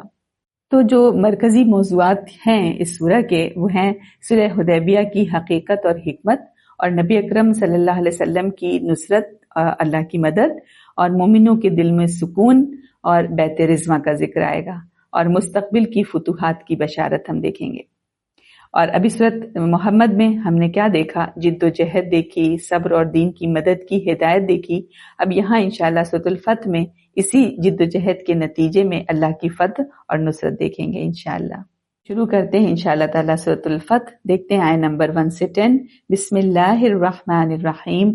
اے نبی، بلا شبہ ہم نے آپ کو فتح مبین دی تاکہ اللہ آپ کے لیے آپ کی اگلی پچھلی ہر غلطی معاف کر دے، اور آپ پر اپنی نعمت پوری کرے، اور آپ کو صراط مستقیم کی ہدایت دے، اور تاکہ اللہ آپ کی بڑی زبردست مدد کرے۔ وہی ہے جس نے مومنوں کے دلوں میں تسکین نازل کی تاکہ ان کے ایمان میں اور مزید ایمان کا اضافہ ہو، اور آسمانوں اور زمین کے سب لشکر اللہ ہی کے ہیں، اللہ خوب جاننے والا، خوب حکمت والا ہے۔ یہ سب اس لیے کیا تاکہ وہ مومن مردوں اور مومن عورتوں کو ایسے باغات میں داخل کرے جن کے نیچے نہریں جاری ہیں، وہ ان میں ہمیشہ رہیں گے، اور تاکہ ان سے ان کی برائیاں دور کر دے، اور یہ اللہ کے یہاں بہت بڑی کامیابی ہے، اور تاکہ منافق مردوں اور منافق عورتوں اور مشرک مردوں اور مشرک عورتوں کو عذاب دے جو اللہ کے متعلق برا گمان رکھتے ہیں۔ بری گردش انہی پر ہے، اور اللہ ان پر ناراض ہوا، اور اس نے ان پر لعنت کی، اور اس نے ان کے لیے جہنم تیار کر رکھی ہے، اور وہ لوٹنے کی بری جگہ ہے۔ اور آسمانوں اور زمین کے سب لشکر اللہ ہی کے لیے ہیں، اور اللہ نہایت غالب، خوب حکمت والا ہے۔ اے نبی، بلا شبہ ہم نے آپ کو گواہی دینے والا اور بشارت دینے والا اور ڈرانے والا بنا کر بھیجا ہے، تاکہ تم اللہ اور اس کے رسول پر ایمان لاؤ، اور تم اس کی مدد کرو اور اس کا ادب کرو، اور تم صبح و شام اس یعنی اللہ کی پاکی بیان کرو۔ بلا شبہ جو لوگ آپ سے بیعت کرتے ہیں وہ تو بس اللہ سے بیعت کرتے ہیں، اللہ کا ہاتھ ان کے ہاتھوں کے اوپر ہے۔ پھر جس نے عہد شکنی کی تو بس وہ اپنی ذات ہی کے خلاف عہد شکنی کرتا ہے، اور جس نے وہ عہد پورا کیا جو اس نے اللہ سے باندھا تھا تو ان قریب وہ اسے اجر عظیم دے گا۔ ان آیات میں بتایا گیا کہ بظاہر مشکل حالات بھی اللہ کی حکمت میں بڑی کامیابی کا ذریعہ بن جاتے ہیں۔ صلح حدیبیہ کو اللہ تعالیٰ نے فتح قرار دیا کیونکہ اس کے ذریعے دین کو پھیلنے کا راستہ ملا۔ اللہ تعالیٰ مومنوں کے دلوں میں سکون نازل کرتا ہے اور انہیں اپنی نصرت سے کامیاب کرتا ہے۔ اسی طرح رسول سے وفاداری اور بیعت دراصل اللہ کے ساتھ عہد ہے، اس لیے مومن کو اپنے ایمان اور وعدے پر ثابت قدم رہنا چاہیے۔ صلح حدیبیہ کیا تھی؟ صلح حدیبیہ وہ معاہدہ ہے جو نبی اکرم صلی اللہ علیہ وسلم اور قریش مکہ کے درمیان 6 ہجری میں حدیبیہ کے مقام پر ہوا، اور اس معاہدے کا مقصد کیا تھا کہ مسلمانوں اور قریش کے درمیان لڑائی بند ہو اور امن قائم ہو تاکہ دونوں طرف لوگ بغیر خوف کی زندگی گزار سکیں۔ اس معاہدے کے اہم نکات کچھ اس طرح تھے کہ مسلمانوں کو اس سال جو ہے حج یا عمرے کی اجازت نہیں دی جائے گی، مگر اگلے سال وہ بغیر رکاوٹ کے حج یا عمرہ کر سکیں گے۔ دونوں طرف ایک 10 سال کا جو ہے امن قائم ہوگا۔ اگر کوئی قریش مسلمان بن کر مدینہ آنا چاہے تو وہ واپس بھیج دیا جائے گا، لیکن اگر کوئی مسلمان قریش کے پاس چلا جائے تو اسے واپس نہیں لایا جائے گا۔ اس معاہدے کے باوجود نبی اکرم صلی اللہ علیہ وسلم نے اپنی حکمت کے مطابق دینی اور اخلاقی فوائد کو مد نظر رکھا، اور جو یہاں پر فرمایا کہ جو لوگ آپ صلی اللہ علیہ وسلم سے بیعت کرتے ہیں وہ دراصل اللہ سے بیعت کرتے ہیں، اور اللہ کا ہاتھ ان کے ہاتھوں کے اوپر ہے۔ تو یہ بیعت جو ہے وہ صحابہ کرام کی بیعت تھی جو صلح حدیبیہ کے وقت نبی اکرم صلی اللہ علیہ وسلم کے ساتھ ہوئی۔ اس کا مطلب یہ تھا کہ صحابہ صرف ظاہری طور پر نبی اکرم صلی اللہ علیہ وسلم کے ساتھ نہیں تھے، بلکہ دل و جان سے اللہ کے دین کے ساتھ تھے۔ اللہ تعالیٰ نے اس بیعت کو اپنے ہاتھوں کی حفاظت میں لیا، یعنی یہ بیعت مضبوط، محفوظ اور بارگاہ الہی میں قبول تھی۔ اس بیعت کے ذریعے صحابہ کو یقین تھا کہ جو کچھ انہوں نے دین کے لیے کیا وہ اللہ کی رضا کے لیے۔ شروع میں تو صحابہ کرام نے صلح کی شرائط کو سخت سمجھا اور تھوڑا سا ناراضگی بھی شو کی انہوں نے، اور مسلمانوں کو کہ ہم لوگوں کو حج کے لیے عمرے کے لیے روک دیا گیا، اجازت نہیں مل رہی تھی، اور قریش کی طرف سے بعض شرائط جو ظاہری طور پر غیر منصفانہ لگ رہی تھیں، لیکن بعد میں حقیقت جب سامنے آئی تو صلح کی پتہ چلا کہ صلح نے تو مدینہ کی حفاظت کی اور مسلمانوں کو بغیر لڑائی کے سنبھلنے کا بھی وقت دے دیا۔ تو اس کے بعد اسلام کی دعوت اور قوت میں اضافہ ہوا، کیونکہ امن کی بدولت لوگ اسلام کے حقائق کو سمجھنے کا موقع پانے لگے۔ اور صلح حدیبیہ ایک دینی حکمت تھی جو بعد میں مسلمانوں کے لیے بہت فائدہ مند ثابت ہوئی۔ تو صلح حدیبیہ ایک اسٹریٹجک اور حکمت بھرا اقدام تھا جس نے مسلمانوں کو نقصان سے بچایا اور دین کی طاقت بڑھائی۔ اور تو یہی ہے کہ اللہ تعالیٰ کی بیعت کے ساتھ صحابہ کرام کی بیعت یہ ظاہر کر رہی ہے کہ ایمان اور یقین کے ساتھ جو عمل کیا جائے وہ اللہ کے زیر سایہ محفوظ رہتا ہے۔ یعنی پیغام یہ ہے کہ بعض دفعہ دنیاوی مشکلات اور سختیاں دین کی ترقی اور حکمت کے لیے ضروری ہو سکتی ہیں۔ آگے ہے آیت نمبر 11 سے 20۔ دیہاتیوں میں سے پیچھے چھوڑے جانے والے لوگ آپ سے ضرور کہیں گے ہمارے اموال اور ہمارے اہل و عیال نے ہمیں مشغول کر دیا تھا، لہٰذا آپ ہمارے لیے مغفرت طلب کریں۔ وہ اپنی زبانوں سے وہ بات کہتے ہیں جو ان کے دلوں میں نہیں ہے۔ آپ کہہ دیجئے پھر کون تمہارے لیے اللہ سے کسی شے کا اختیار رکھتا ہے اگر وہ تمہیں کوئی نقصان پہنچانا چاہے یا کوئی نفع دینا چاہے؟ کوئی بھی نہیں، بلکہ اللہ اس سے خوب باخبر ہے جو تم عمل کرتے ہو۔ بلکہ تم نے گمان کیا تھا کہ رسول و مومنین اپنے اہل و عیال کے پاس ہرگز نہیں لوٹیں گے، اور یہ بات تمہارے دلوں میں پرکشش بنا دی گئی تھی اور تم نے برا گمان کیا تھا، اور تم لوگ ہو بھی ہلاک ہونے والے۔ اور جو شخص اللہ اس کے رسول پر ایمان نہیں لایا تو بلا شبہ ہم نے ایسے کافروں کے لیے خوب بھڑکتی ہوئی آگ تیار کر رکھی ہے۔ اور آسمانوں اور زمین کی بادشاہی اللہ ہی کے لیے ہے، وہ جسے چاہے معاف کرے، جسے چاہے عذاب دے، اور اللہ غفور اور رحیم ہے۔ ان قریب جب تم مال غنیمت حاصل کرنے کے لیے خیبر کو چلو گے تو پیچھے چھوڑے جانے والے لوگ کہیں گے ہمیں اجازت دیجیے، ہم بھی تمہارے ساتھ چلتے ہیں۔ وہ چاہتے ہیں کہ اللہ کا کلام وعدہ جو ہے وہ بدل دیں۔ کہہ دیجیے تم ہرگز ہمارے ساتھ نہیں چلو گے، اللہ نے پہلے ہی سے یہ فرما دیا ہے۔ پھر وہ یقیناً کہیں گے نہیں، بلکہ تم ہم سے حسد کرتے ہو۔ ایسا نہیں، بلکہ وہ لوگ کم ہی سمجھتے ہیں۔ آپ ان پیچھے چھوڑے جانے والے دیہاتیوں سے کہہ دیجئے ان قریب تم ایک سخت جنگجو قوم کی طرف بلائے جاؤ گے، تم ان سے لڑو گے یا وہ مسلمان ہو جائیں گے۔ پھر اگر تم اطاعت کرو گے تو اللہ تمہیں نیک اجر دے گا، اور اگر تم منہ موڑو گے جیسا کہ اس سے پہلے تم نے منہ موڑا تو وہ تمہیں نہایت دردناک عذاب دے گا۔ جہاد سے پیچھے رہنے میں اندھے پر کوئی گناہ نہیں، اور نہ لنگڑے پر کوئی گناہ ہے، اور نہ مریض پر کوئی گناہ ہے۔ اور جو شخص اللہ اس کے رسول کی اطاعت کرے، اللہ اسے ایسے باغات میں داخل کرے گا جن کے نیچے نہریں جاری ہیں، اور جو شخص حق سے منہ موڑے تو وہ اسے نہایت دردناک عذاب دے گا۔ بے شک اللہ مومنوں سے راضی ہو گیا وہ جب وہ درخت کے نیچے آپ سے بیعت کر رہے تھے، چنانچہ ان کے دلوں میں جو خلوص تھا وہ اس نے جان لیا، تو اس نے ان پر تسکین نازل کی اور بدلے میں انہیں قریب کی فتح دی اور بہت سے اموال غنیمت بھی عطا کیے جو وہ حاصل کریں گے۔ اور اللہ نہایت غالب خوب حکمت والا ہے۔ اور اللہ نے تم سے پہلے بہت سے اموال غنیمت کا وعدہ فرمایا ہے کہ تم انہیں حاصل کرو گے، چنانچہ اس نے جلد ہی وہ تمہیں عطا کر دیے، اور لوگوں کے ہاتھ تم سے روک دیے تاکہ یہ مومنوں کے لیے ایک نشانی ہو جائے، اور تاکہ وہ تمہیں صراط مستقیم کی ہدایت دے۔ یہاں ان لوگوں کی کمزوری اور بہانے بیان کیے جا رہے ہیں جو مشکل وقت میں ساتھ نہیں دیتے مگر کامیابی کے وقت شامل ہونا چاہتے ہیں۔ اس کے مقابلے میں وہ مومن قابل تعریف ہیں جنہوں نے اخلاص کے ساتھ نبی اکرم صلی اللہ علیہ وسلم کے ساتھ بیعت رضوان کی۔ اللہ نے ان کے ایمان اور وفاداری کو قبول کیا اور انہیں فتح اور کامیابی کی خوشخبری دی۔ اس سے یہ سبق مل رہا ہے کہ اللہ کے راستے میں سچائی اور وفاداری کے ساتھ کھڑا ہونا ہی اصل کامیابی کا سبب بنتا ہے۔ آگے ہے آیت نمبر 21 سے 29۔ اور اللہ نے دوسری غنیمتوں کا بھی وعدہ کیا جن پر قدرت نہیں رکھتے تھے مگر اللہ نے ان کا احاطہ کر رکھا ہے، اور اللہ ہر چیز پر خوب قادر ہے۔ اور اگر وہ لوگ جنہوں نے کفر کیا تم سے لڑتے تو یقیناً وہ پیٹ پھیر جاتے، پھر وہ کوئی دوست اور کوئی مددگار نہ پاتے۔ یہ اللہ کا طریقہ ہے جو پہلے سے چلا آ رہا ہے، اور آپ اللہ کے طریقے میں ہرگز کوئی تبدیلی نہیں پائیں گے۔ اور وہ اللہ ہی تو ہے جس نے وادی مکہ میں ان کفار کے ہاتھ تم سے اور تمہارے ہاتھ ان سے روک دیے، بعد اس کے کہ اس نے تمہیں ان پر کامیابی دی تھی، اور اللہ اسے خوب دیکھ رہا ہے جو تم عمل کرتے ہو۔ یہ وہی لوگ ہیں جنہوں نے کفر کیا اور تمہیں مسجد حرام سے روکا، اور قربانی کے جانوروں کو بھی اپنی قربان گاہ تک پہنچنے سے روکے رکھا۔ اور اگر مکہ میں کچھ مومن مرد اور مومن عورتیں نہ ہوتی جن کے ایمان کو تم نہیں جانتے، اگر یہ خطرہ نہ ہوتا کہ تم انہیں روٹ ڈالو گے، پھر بے خبری میں ان کے قتل کی وجہ سے تمہیں تکلیف پہنچتی تو تمہیں لڑنے کی اجازت دے دی جاتی، لیکن ایسا نہیں کیا گیا تاکہ اللہ جسے چاہے اپنی رحمت میں داخل کرے۔ اگر وہ مومن اور کافر الگ الگ ہوتے تو ان میں جو کافر تھے ہم انہیں نہایت دردناک عذاب دیتے۔ جن لوگوں نے کفر کیا جب انہوں نے اپنے دلوں میں حمیت یعنی ضد پیدا کر لی، جاہلیت کی حمیت، جاہلیت کی ضد تو اللہ نے اپنے رسول پر اور مومنوں پر تسکین نازل کی اور ان کو تقوی کی بات پر ثابت قدم رکھا، اور وہ اس کے زیادہ مستحق اور اہل تھے، اور اللہ ہر شے کو خوب جانتا ہے۔ بے شک اللہ نے اپنے رسول کو خواب میں حق کے ساتھ سچی خبر دی کہ اگر اللہ نے چاہا تو تم اپنے سر مڈاتے اور بال کو ترواتے ہوئے مسجد حرام میں ضرور داخل ہوگے، تم کسی سے نہ ڈرتے ہوگے، چنانچہ اللہ وہ بات جانتا تھا جو تم نہیں جانتے تھے، لہٰذا اس نے اس سے پہلے ایک فتح جلد ہی عطا کر دی، اور وہ اللہ ہی تو ہے جس نے اپنا رسول ہدایت اور دین حق کے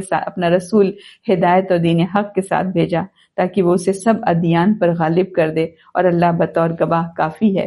محمد صلی اللہ علیہ وسلم اللہ کے رسول ہیں، اور جو لوگ آپ کے ساتھ ہیں وہ کافروں پر بہت سخت ہیں، آپس میں نہایت مہربان ہیں، آپ انہیں رکوع سجود کرتے دیکھیں گے، وہ اللہ کا فضل اور اس کی رضامندی تلاش کرتے ہیں، ان کی خصوصی پہچان ان کے چہروں میں سجدوں کا نشان ہے، ان کی یہ صفت تورات میں ہے اور انجیل میں ان کی صفت اس کھیتی کی مانند ہے جس نے اپنی کوپل نکالی، پھر اسے مضبوط کیا اور وہ پودا موٹا ہو گیا، پھر اپنے تنے پر سیدھا کھڑا ہو گیا، کسانوں کو خوش کرتا ہے۔ اللہ نے یہ اس لیے کیا تاکہ ان صحابہ کرام کی وجہ سے کفار کو خوب جلائے۔ اللہ نے ان لوگوں سے جو ان میں سے ایمان لائے اور انہوں نے نیک عمل کیے مغفرت اور اجر عظیم کا وعدہ کیا ہے۔ ان آیات میں پیغام دیا جا رہا ہے کہ اللہ کی مدد ہمیشہ اہل ایمان کے ساتھ ہوتی ہے، اور اس کی سنت یہی ہے کہ آخرکار حق جو ہے غالب آتا ہے۔ صلح حدیبیہ بظاہر مشکل لگ رہی تھی، مگر اللہ نے اسے مستقبل کی بڑی فتح کا ذریعہ بنا دیا۔ آخر میں صحابہ کرام کی لیکن صفات بیان کی گئی ہیں کہ وہ اللہ کے سامنے عاجز، آپس میں رحم دل اور دین کے لیے مضبوط ہوتے ہیں۔ آخری آیہ میں ہم دیکھیں، آیہ نمبر 29 میں نبی اکرم صلی اللہ علیہ وسلم بتایا کہ اللہ کے رسول ہیں اور جو لوگ آپ کے ساتھ ہیں یعنی صحابہ، ان کی صفات کیا بیان ہوئی کہ وہ کافروں کے مقابلے میں مضبوط اور ثابت قدم ہوتے ہیں، اور آپس میں نہایت رحم دل اور محبت کرنے والے ہوتے ہیں، اور وہ اللہ کی رضا کے لیے رکوع و سجود میں مشغول رہتے ہیں، ان کے چہروں پر عبادت اور سجدوں کے اثرات جو ہیں نمایاں ہوتے ہیں۔ تو پیغام کیا دیا اس آیت کے ذریعے کہ ایک مثالی مومن جماعت سمجھیں اس کی تصویر دی گئی ہے۔ مومن کی زندگی میں دو توازن ہونے چاہیے، دین کے معاملے میں ثابت قدمی اور مضبوطی، اور مسلمانوں کے ساتھ محبت، رحم اور بھائی چارہ۔ یعنی ایک سچا مسلمان وہ ہے جو اللہ کی عبادت، اخلاص اور اچھے اخلاق کے ساتھ زندگی گزارے اور دین کے معاملے میں مضبوط رہے۔ سورۃ فتح الحمدللہ مکمل ہوئی۔ سورۃ فتح کا جو مجموعی پیغام ہم خلاصہ جو نکالیں تو وہ یہ ہے کہ اللہ اپنے رسول اور مومنوں کی مدد کرتا ہے، اور صبر، وفاداری اور اللہ پر بھروسہ آخرکار فتح کا سبب بنتے ہیں۔ صلح حدیبیہ اور بیت رضوان سے کیا سبق مل رہا ہے؟ یہ مل رہا ہے کہ سچا مومن مشکل حالات میں بھی نبی اکرم صلی اللہ علیہ وسلم کے ساتھ وفادار اور اللہ کے فیصلے پر مطمئن رہتا ہے۔ سورۃ الحجرات آ رہی ہے، اور یہ سورت مدنی سورت ہے، اور اس وقت نازل ہوئی جب اسلامی معاشرہ باقاعدہ تشکیل پا رہا تھا اور مسلمانوں کو اجتماعی آداب سکھانے کی ضرورت تھی۔ مدینہ میں مختلف قبائل اسلام میں داخل ہو رہے تھے اور معاشرتی معاملات بڑھ رہے تھے۔ بعض لوگ جو ہے نبی اکرم صلی اللہ علیہ وسلم کے سامنے آواز بلند کر دیتے، جلدی فیصلے چاہتے یا دوسروں کے بارے میں باتیں پھیلاتے تھے۔ تو اس پس منظر میں یہ صورت نازل ہوئی تاکہ مسلمانوں کو اسلامی معاشرت کے آداب سکھائے جائیں۔ اس کے جو سینٹرل تھیم ہے اس سورہ کی کہ نبی اکرم صلی اللہ علیہ وسلم کے احترام کے آداب آئیں گے، خبر کی جو ہے تحقیق کر لیا کریں، اس کی اہمیت اس پہ بات کی جائے گی، اور مسلمانوں کے درمیان صلح کرانا کتنا اچھا کام ہے اس پہ بات ہے۔ غیبت، بدگمانی اور مذاق سے منع کیا گیا، تقوی کو اصل معیار قرار دینا یہ سکھایا گیا اس میں۔ ابھی دیکھیں سورۃ الفتح کیا تھی کہ مسلمانوں کی کامیابی اور اجتماعی قوت، اس پہ بات تھی۔ اب سورۃ الحجرات میں ہم دیکھیں گے کہ اس کامیاب معاشرے کے اخلاق اور آداب کیا ہونے چاہیے۔ تو یہی ہے کہ فتح اور کامیابی کے بعد اب اسلامی معاشرے کے اصول اور اخلاق بتائے جا رہے ہیں۔ تو شروع کرتے ہیں الحمدللہ سورۃ الحجرات۔ بسم اللہ الرحمن الرحیم۔ دیکھتے ہیں آیت نمبر 1 سے 10۔ اے ایمان والو، تم اللہ اس کے رسول سے آگے نہ بڑھو اور تم اللہ سے ڈرو، بلا شبہ اللہ خوب سننے والا، خوب جاننے والا ہے۔ اے ایمان والو، تم اپنی آوازیں نبی کی آواز سے بلند نہ کرو اور آپ سے اونچی آواز میں بات نہ کرو جیسے تم ایک دوسرے سے اونچی آواز میں بات کرتے ہو، کہیں تمہارے عمل برباد نہ ہو جائیں اور تمہیں خبر تک نہ ہو۔ بلا شبہ جو لوگ رسول اللہ کے پاس اپنی آوازیں نیچی رکھتے ہیں یہی لوگ ہیں جن کے دل اللہ نے تقوی کے لیے پرکھ کر خالص کر دیے، ان کے لیے مغفرت اور اجر عظیم ہے۔ بلا شبہ جو لوگ آپ کو حجروں کے باہر سے پکارتے ہیں ان میں سے اکثر بے عقل ہیں، اور اگر بے شک وہ صبر کرتے یہاں تک کہ آپ خود ہی ان کی طرف نکلتے تو ان کے لیے بہت بہتر ہوتا، اور اللہ بہت بخشنے والا نہایت رحم کرنے والا ہے۔ اے ایمان والو، اگر کوئی فاسق تمہارے پاس کوئی خبر لائے تو تحقیق کر لیا کرو، تاکہ تم کسی قوم کو نادانی سے تکلیف نہ پہنچاؤ کہ پھر تم اپنے کیے پر پچھتاتے پھرو، اور جان لو بلا شبہ تم میں اللہ کے رسول ہیں۔ اگر بہت سے معاملات میں وہ تمہاری اطاعت کریں تو یقیناً تم مشقت میں پڑ جاؤ، لیکن اللہ نے ایمان کو تمہارا محبوب بنا دیا ہے، اور اس نے اسے تمہارے دلوں میں زینت دے رکھی ہے، اور اس نے تمہارے لیے کفر اور فسق اور نافرمانی کو ناپسند بنا دیا ہے، اور یہی لوگ رشد و ہدایت والے ہیں۔ اللہ کے فضل اور احسان سے، اور اللہ خوب جاننے والا، خوب حکمت والا ہے۔ اگر مومنوں کے دو گروہ آپس میں لڑ پڑیں تو تم ان کے درمیان صلح کرا دیا کرو، پھر اگر ان دونوں میں سے ایک گروہ دوسرے پر زیادتی کرے تو تم اس سے لڑو جو زیادتی کرتا ہے، یہاں تک کہ وہ اللہ کے حکم کی طرف لوٹ آئے۔ پھر اگر وہ لوٹ آئے تو تم ان دونوں کے درمیان عدل یعنی حق کے ساتھ، انصاف کے ساتھ صلح کرا دو، اور تم انصاف کرو، بلا شبہ اللہ انصاف کرنے والوں کو پسند کرتا ہے۔ بے شک مومن تو ایک دوسرے کے بھائی ہیں، لہٰذا تم اپنے بھائیوں کے درمیان صلح کرا دو، اور تم اللہ سے ڈرو تاکہ تم پر رحم کیا جائے۔ ان آیات میں مسلمانوں کو دیکھیں کتنا مہذب اور کتنا مضبوط معاشرہ بنانے کا اصول دیا جا رہا ہے۔ نبی اکرم صلی اللہ علیہ وسلم کا احترام، بات کرنے کے آداب، خبر کی تحقیق، اور مسلمانوں کے درمیان بھائی چارہ قائم رکھنا، یہ بتایا کہ کتنا اہم ہے، انتہائی اہم ہے۔ اسلام صرف عبادات تک محدود نہیں ہے، بلکہ ایک ایسا معاشرہ بنانا بھی سکھاتا ہے جس میں احترام، عدل اور اخوت قائم ہو۔ آگے ہے آیت نمبر 11 سے 18، اور اے ایمان والو، مردوں کی کوئی جماعت دوسرے مردوں کا مذاق نہ اڑائے۔ ہو سکتا ہے کہ وہ لوگ ان سے بہت بہتر ہوں، اور نہ عورتیں دوسرے عورتوں کا مذاق اڑائیں۔ ہو سکتا ہے کہ وہ عورتیں ان سے بہتر ہوں، اور تم آپس میں ایک دوسرے پر عیب نہ لگاؤ، اور تم ایک دوسرے کو برے القاب سے نہ پکارو۔ ایمان لانے کے بعد فاسقانہ نام سے پکارنا برا ہے، اور جس نے توبہ نہ کی تو وہی لوگ ظالم ہیں۔ اے ایمان والو، بہت سی بدگمانیوں سے بچو، بلا شبہ بعض بدگمانیاں گناہ ہیں، اور تم ایک دوسرے کی جاسوسی نہ کرو، اور تم میں سے کوئی دوسرے کی غیبت نہ کرے۔ کیا تم میں سے کوئی یہ پسند کرتا ہے کہ وہ اپنے مردہ بھائی کا گوشت کھائے؟ تو ظاہر ہے کہ تم اسے ناپسند کرتے ہو، اور اللہ سے ڈرو، بے شک اللہ بہت توبہ قبول کرنے والا، نہایت رحم کرنے والا ہے۔ اے لوگو، بلا شبہ ہم نے تمہیں ایک مرد اور ایک عورت سے پیدا کیا، اور ہم نے تمہارے خاندان اور قبیلے بنائے تاکہ تم ایک دوسرے کو پہچانو۔ بلا شبہ اللہ کے ہاں تم میں سے زیادہ عزت والا وہ ہے جو تم میں سے زیادہ متقی ہے۔ بلا شبہ اللہ بہت علم والا، خوب باخبر ہے۔ دیہاتیوں نے کہا ہم ایمان لائے۔ آپ کہہ دیجئے تم ایمان نہیں لائے، لیکن تم یہ کہو کہ ہم اسلام لائے، اور ابھی تک ایمان تمہارے دلوں میں داخل یعنی راسخ نہیں ہوا۔ اور اگر تم اللہ اور اس کے رسول کی اطاعت کرو تو تمہارے اعمال کی جزا میں سے کچھ بھی کم نہیں کرے گا۔ بلا شبہ اللہ بہت بخشنے والا، نہایت رحم کرنے والا ہے۔ بس سچے مومن تو وہ ہیں جو اللہ اس کے رسول پر ایمان لائے، پھر انہوں نے شک نہیں کیا، اور انہوں نے اپنے اموال اور اپنی جانوں سے اللہ کی راہ میں جہاد کیا، یہی لوگ سچے مومن ہیں۔ اے نبی صلی اللہ علیہ وسلم، آپ کہہ دیجئے کیا تم اللہ کو اپنے دین کی خبر دیتے ہو؟ اللہ جانتا ہے جو کچھ آسمانوں میں ہے اور جو کچھ زمین میں ہے، اور اللہ ہر چیز کو خوب جاننے والا ہے۔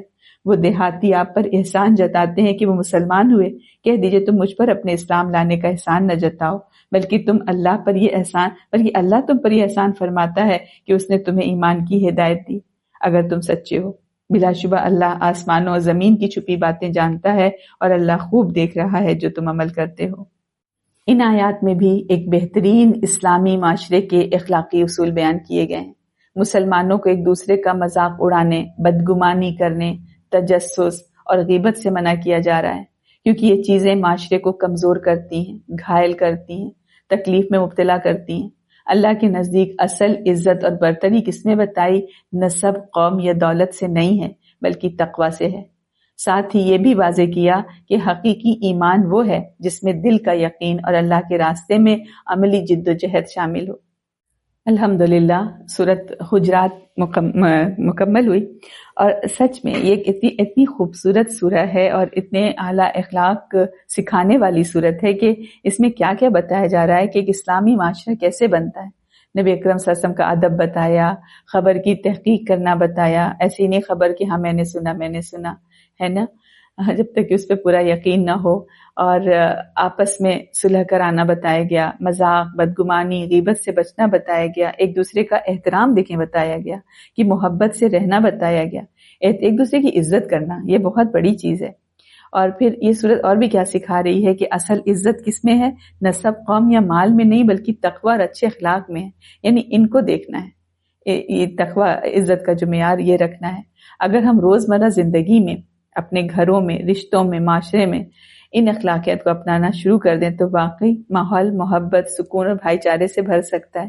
کسی کا میں پڑھ رہی تھی، انہوں نے لکھا کہ تب تو یوں لگے جیسے ہماری زندگی اور ہمارا معاشرہ جو ہے رحمت، احترام اور محبت کی ایک چھوٹی سی جنت بن جائے۔ الحمدللہ، سورت قاف آ رہی ہے۔ سورت قاف مکی سورت ہے، اور یہ اس وقت نازل ہوئی جب کفار مکہ خاص طور پر قیامت اور دوبارہ زندہ ہونے کا انکار کر رہے تھے۔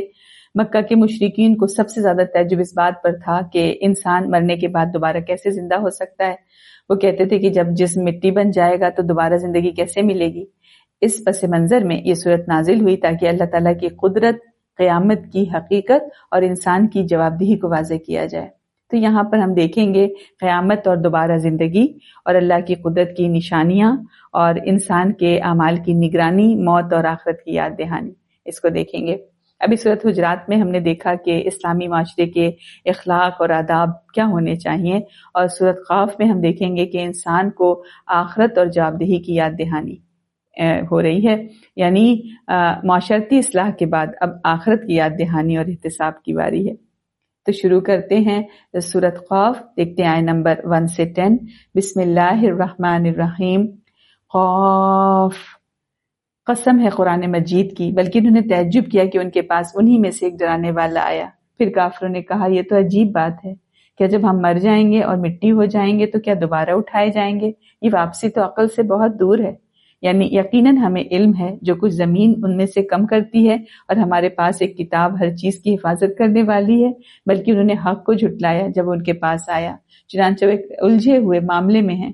کیا پھر انہوں نے اپنے اوپر آسمان کی طرف نہیں دیکھا کہ ہم نے اسے کیسا بنایا، اور ہم نے اسے آراستہ کیا اور اس میں کوئی شگاف نہیں، اور ہم نے زمین پھیلائی اور ہم نے اس میں مضبوط پہاڑ گاڑ دیے، اور ہم نے اس میں ہر طرح کی خوشنما نباتات اگائی، حق کی طرف رجوع کرنے والے ہر بندے کی بصیرت اور نصیحت کے لیے، اور ہم نے آسمان سے بابرکت پانی نازل کیا، پھر ہم نے اس کے ذریعے سے باغات اور اناج کے کٹنے والی فصل اگائی، اور کھجور کے بلند و بالا درخت پیدا کیے جن کے شگوفے تہ بتہ ہیں۔ یہاں ہم دیکھیں کہ انسان کو کائنات کی نشانیوں کی طرف متوجہ کیا جا رہا ہے تاکہ وہ سمجھے کہ جس رب نے آسمان، زمین اور زندگی کا نظام پیدا کیا ہے وہ انسان کو دوبارہ زندہ کرنے پر کیوں قادر نہیں ہو سکتا۔ تو بتایا کہ مسئلہ دلیل کا نہیں بلکہ انسان کے دل کے انکار کا ہوتا ہے، اس لیے قرآن انسان کو بار بار غور و فکر کی دعوت دیتا ہے تاکہ وہ اللہ کی قدرت کو پہچان کر آخرت کی تیاری کرے۔ آگے ہے آیت نمبر 11 سے 20۔ جن کے شگوفے تہ بتہ ہیں بندوں کی روزی کے لیے، اور ہم نے اس پانی کے ذریعے سے مردہ زمین کو زندہ کیا، اسی طرح مرنے کے بعد قبروں سے نکلنا ہے۔ ان سے پہلے قوم نوح نے اور اصحاب الرس نے اور ثمود نے جھٹلایا، اور عاد اور فرعون اور برادران لوط نے اور ایکا یعنی بستی والوں اور قوم تبا نے، ان سب نے رسولوں کو جھٹلایا تو ان پر میری وعید ثابت ہو گئی۔ کیا پھر ہم پہلی بار پیدا کر کے تھک گئے ہیں؟ نہیں، بلکہ وہ اثر نو مطلب خود تخلیق کے متعلق شک میں ہیں۔ اور بے شک ہم نے انسان کو پیدا کیا اور اس کے دل میں ابھرنے والے وسوسوں کو بھی ہم جانتے ہیں، اور ہم اس کی شہرک سے بھی زیادہ اس کے قریب ہیں۔ جب اخذ کرتے یعنی لکھتے ہیں دو اخذ کرنے یعنی لکھنے والے فرشتے اس کے دائیں طرف اور بائیں طرف بیٹھے ہوئے، انسان جو بات بھی منہ سے نکالتا ہے وہ لکھنے کو اس کے پاس ایک نگران فرشتہ تیار ہوتا ہے، اور موت کی سختی حق کو سامنے لے آتی ہے۔ کہا جاتا ہے یہی ہے وہ موت جس سے تو بھاگتا تھا، اور سور میں پھونکا جائے گا۔ یہ وعید یعنی وعدہ عذاب کا دن ہے۔ ان آیات میں بتایا گیا کہ انسان کی زندگی، اس کے اعمال اور یہاں تک کہ اس کے دل کے خیالات بھی اللہ کے علم میں ہیں، اور فرشتے ہر بات اور ہر عمل کو لکھ رہے ہیں، اس لیے انسان کی زندگی کا ہر لمحہ ذمہ داری کے ساتھ جینا ہے۔ ساتھ ہی پچھلی قوموں کی مثال دے کر کیا سمجھایا کہ رسولوں کو جھٹلانے کا انجام ہمیشہ تباہی رہا ہے۔ آخر میں پھر موت اور قیامت کی حقیقت یاد دلائی گئی ہے تاکہ انسان غفلت چھوڑ کر آخرت کی تیاری میں لگ جائے۔ آگے ہے آیت نمبر 21 سے 30۔ اور ہر نفس آئے گا، اس کے ساتھ ایک ہانکنے والا اور ایک شہادت دینے والا ہوگا۔ یقیناً تو اس سے غفلت میں تھا تو ہم نے تجھ سے تیرا پردہ ہٹا دیا، چنانچہ آج تیری نگاہ بہت تیز ہے۔ اور اس کا ساتھی فرشتہ کہے گا، یہ ہے وہ روز نامچہ جو میرے پاس تیار ہے، اور حکم ہوگا تم دونوں ہر کافر سرکش کو جہنم میں ڈال دو، بھلائی سے منع کرنے والے کو، حد سے نکلنے والے اور دین میں شک کرنے والے کو، وہ جس نے اللہ کے ساتھ دوسرا معبود بنا لیا تھا، لہذا تم دونوں اسے شدید عذاب میں ڈال دو۔ اس کا ساتھی یعنی شیطان کہے گا، اے ہمارے رب، میں نے اسے سرکش نہیں بنایا تھا، لیکن وہ خود ہی پرلے درجے کی گمراہی میں پڑا رہا۔ اللہ فرمائے گا، تم میرے پاس جھگڑا نہ کرو، حالانکہ میں پہلے ہی تمہاری طرف عذاب کی وعید بھیج چکا تھا۔ میرے ہاں بات بدلی نہیں جاتی اور میں بندوں پر ظلم توڑنے والا نہیں۔ یاد کرو جس دن ہم جہنم سے کہیں گے، کیا تو بھر گئی ہے؟ اور وہ کہے گی، کیا کچھ مزید ہے؟ ان آیات میں قیامت کے دن کا منظر بیان کیا گیا ہے جب ہر انسان اللہ کے سامنے اپنے اعمال کے ساتھ حاضر ہوگا اور فرشتے اس کے اعمال کی گواہی دیں گے۔ اس دن حقیقت پوری طرح واضح ہو جائے گی اور کوئی بہانہ کام نہیں آئے گا۔ جو لوگ دنیا میں تکبر اور انکار اور شرک کے ساتھ زندگی گزارتے ہیں، انہیں اپنے اعمال کا سخت انجام دیکھنا ہوگا۔ آگے ہے نمبر 31 سے 45۔ اور جنت متقین کے قریب کی جائے گی اور وہ دور نہیں ہوگی، کہا جائے گا، یہ ہے وہ جس کا تم سے وعدہ کیا جاتا تھا۔ خوب رجوع کرنے والے، امر الہی کی حفاظت کرنے والے ہر شخص سے جو رحمان سے بن دیکھے ڈرتا تھا اور وہ رجوع کرنے والا دل لیے آیا ہے۔ کہا جائے گا، تم اس جنت میں سلامتی سے داخل ہو جاؤ، یہی ہمیشہ رہنے کا دن ہے۔ وہ جو کچھ چاہیں گے ان کے لیے اس میں ہوگا، اور ہمارے پاس مزید بھی ہے۔ اور ان سے پہلے ہم نے کتنی ہی قومیں ہلاک کر دیں، وہ ان سے قوت میں زیادہ سخت تھیں، پھر انہوں نے شہروں میں بھاگ دوڑ کی، کیا انہیں ہمارے عذاب سے کوئی بچ نکلنے کی جگہ ملی؟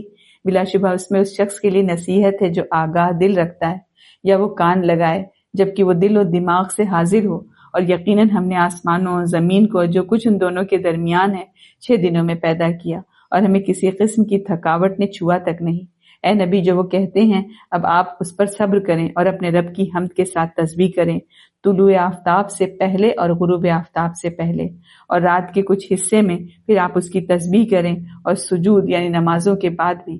اور توجہ سے سنیے، جس دن منادی کرنے والا قریب کے مقام سے ندا دے گا، جس دن وہ اس چیخ یعنی نفخہ ثانیہ کو فی الواقع سنیں گے، یہی قبروں سے نکلنے کا دن ہوگا۔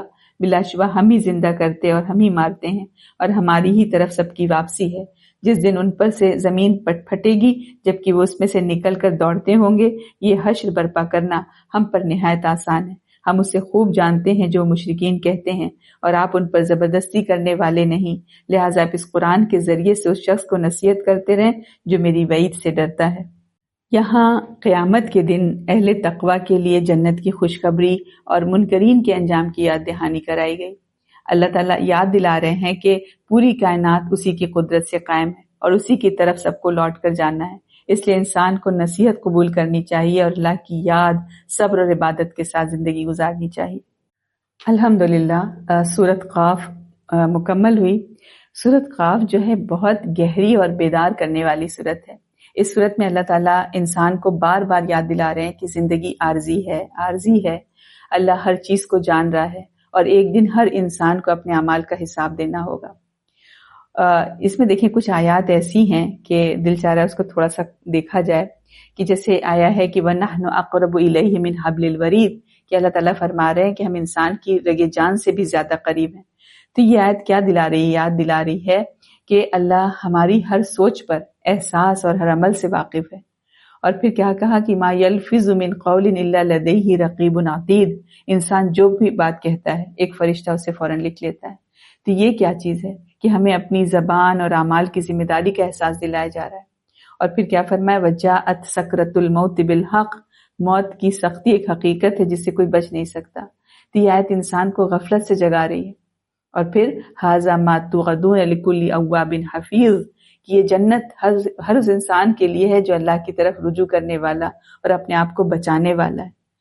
تو یہی پوری صورت ہے۔ اس میں دور قرآن میں تو وقت کم ہوتا ہے، تو یہ صورت جھجھوڑ رہی ہے، جھجھوڑ کر یاد دلا رہی ہے کہ اللہ ہمیں دیکھ رہا ہے، ہمارے اعمال لکھے جا رہے ہیں، موت تو ہونی ہے اور قیامت کا دن تو آئے گا ہی آئے گا۔ اس لیے انسان کو چاہیے کہ وہ غفلت چھوڑ کر اللہ کی طرف رجوع کر لے، اپنی زندگی کو سنوار لے اور آخرت کی تیاری کر لے۔ تو سورۃ قاف ہمیں یہ احساس دلا رہی ہے کہ اللہ قریب بھی ہے، نگران بھی ہے، اور آخرکار اسی کے پاس ہی تو لوٹ کر جانا ہے۔ اب آگے سورۃ زاریات آ رہی ہے۔ سورۃ زاریات یہ مکی سورت ہے، اور یعنی مکی دور میں نازل ہوئی جب کفار جو تھے قیامت اور آخرت کو ماننے کے لیے تیار نہیں تھے۔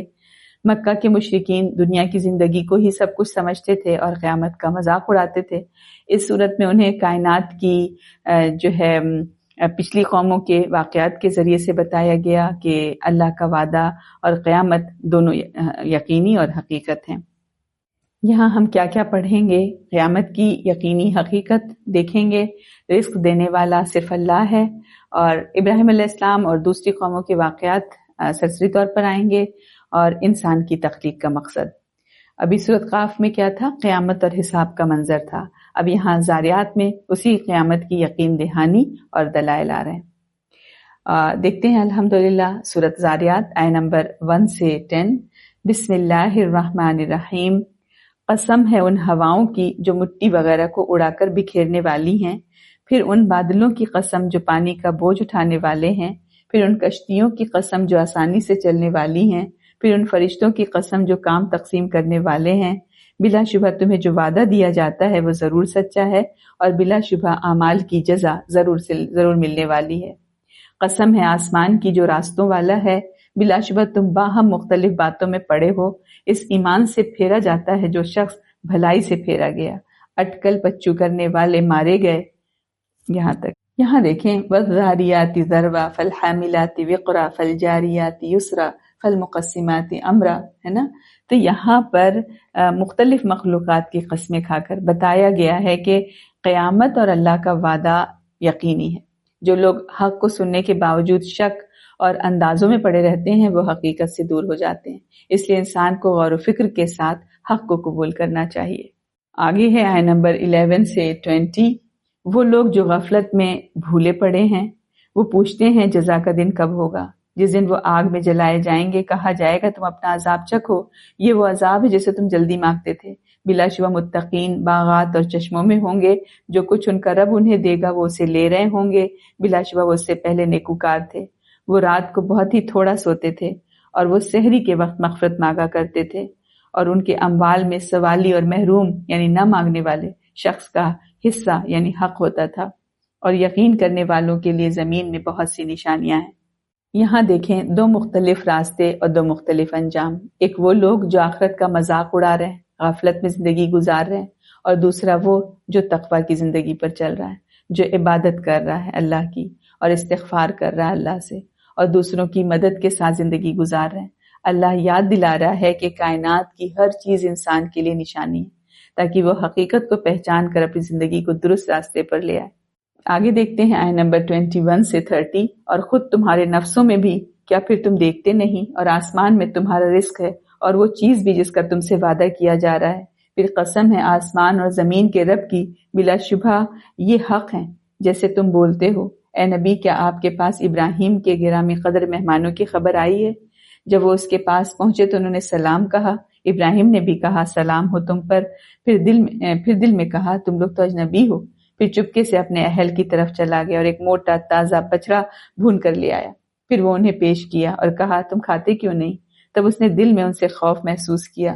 انہوں نے کہا تو نہ ڈر، اور انہوں نے اسے بڑے ذی علم بیٹے کی بشارت دی۔ پھر ابراہیم کی عورت حیرت زدہ سامنے آئی۔ اس نے تعجب سے اپنے چہرے پر ہاتھ مارا اور کہا میں بانجھ بوڑھیا ہوں، اولاد کیسے؟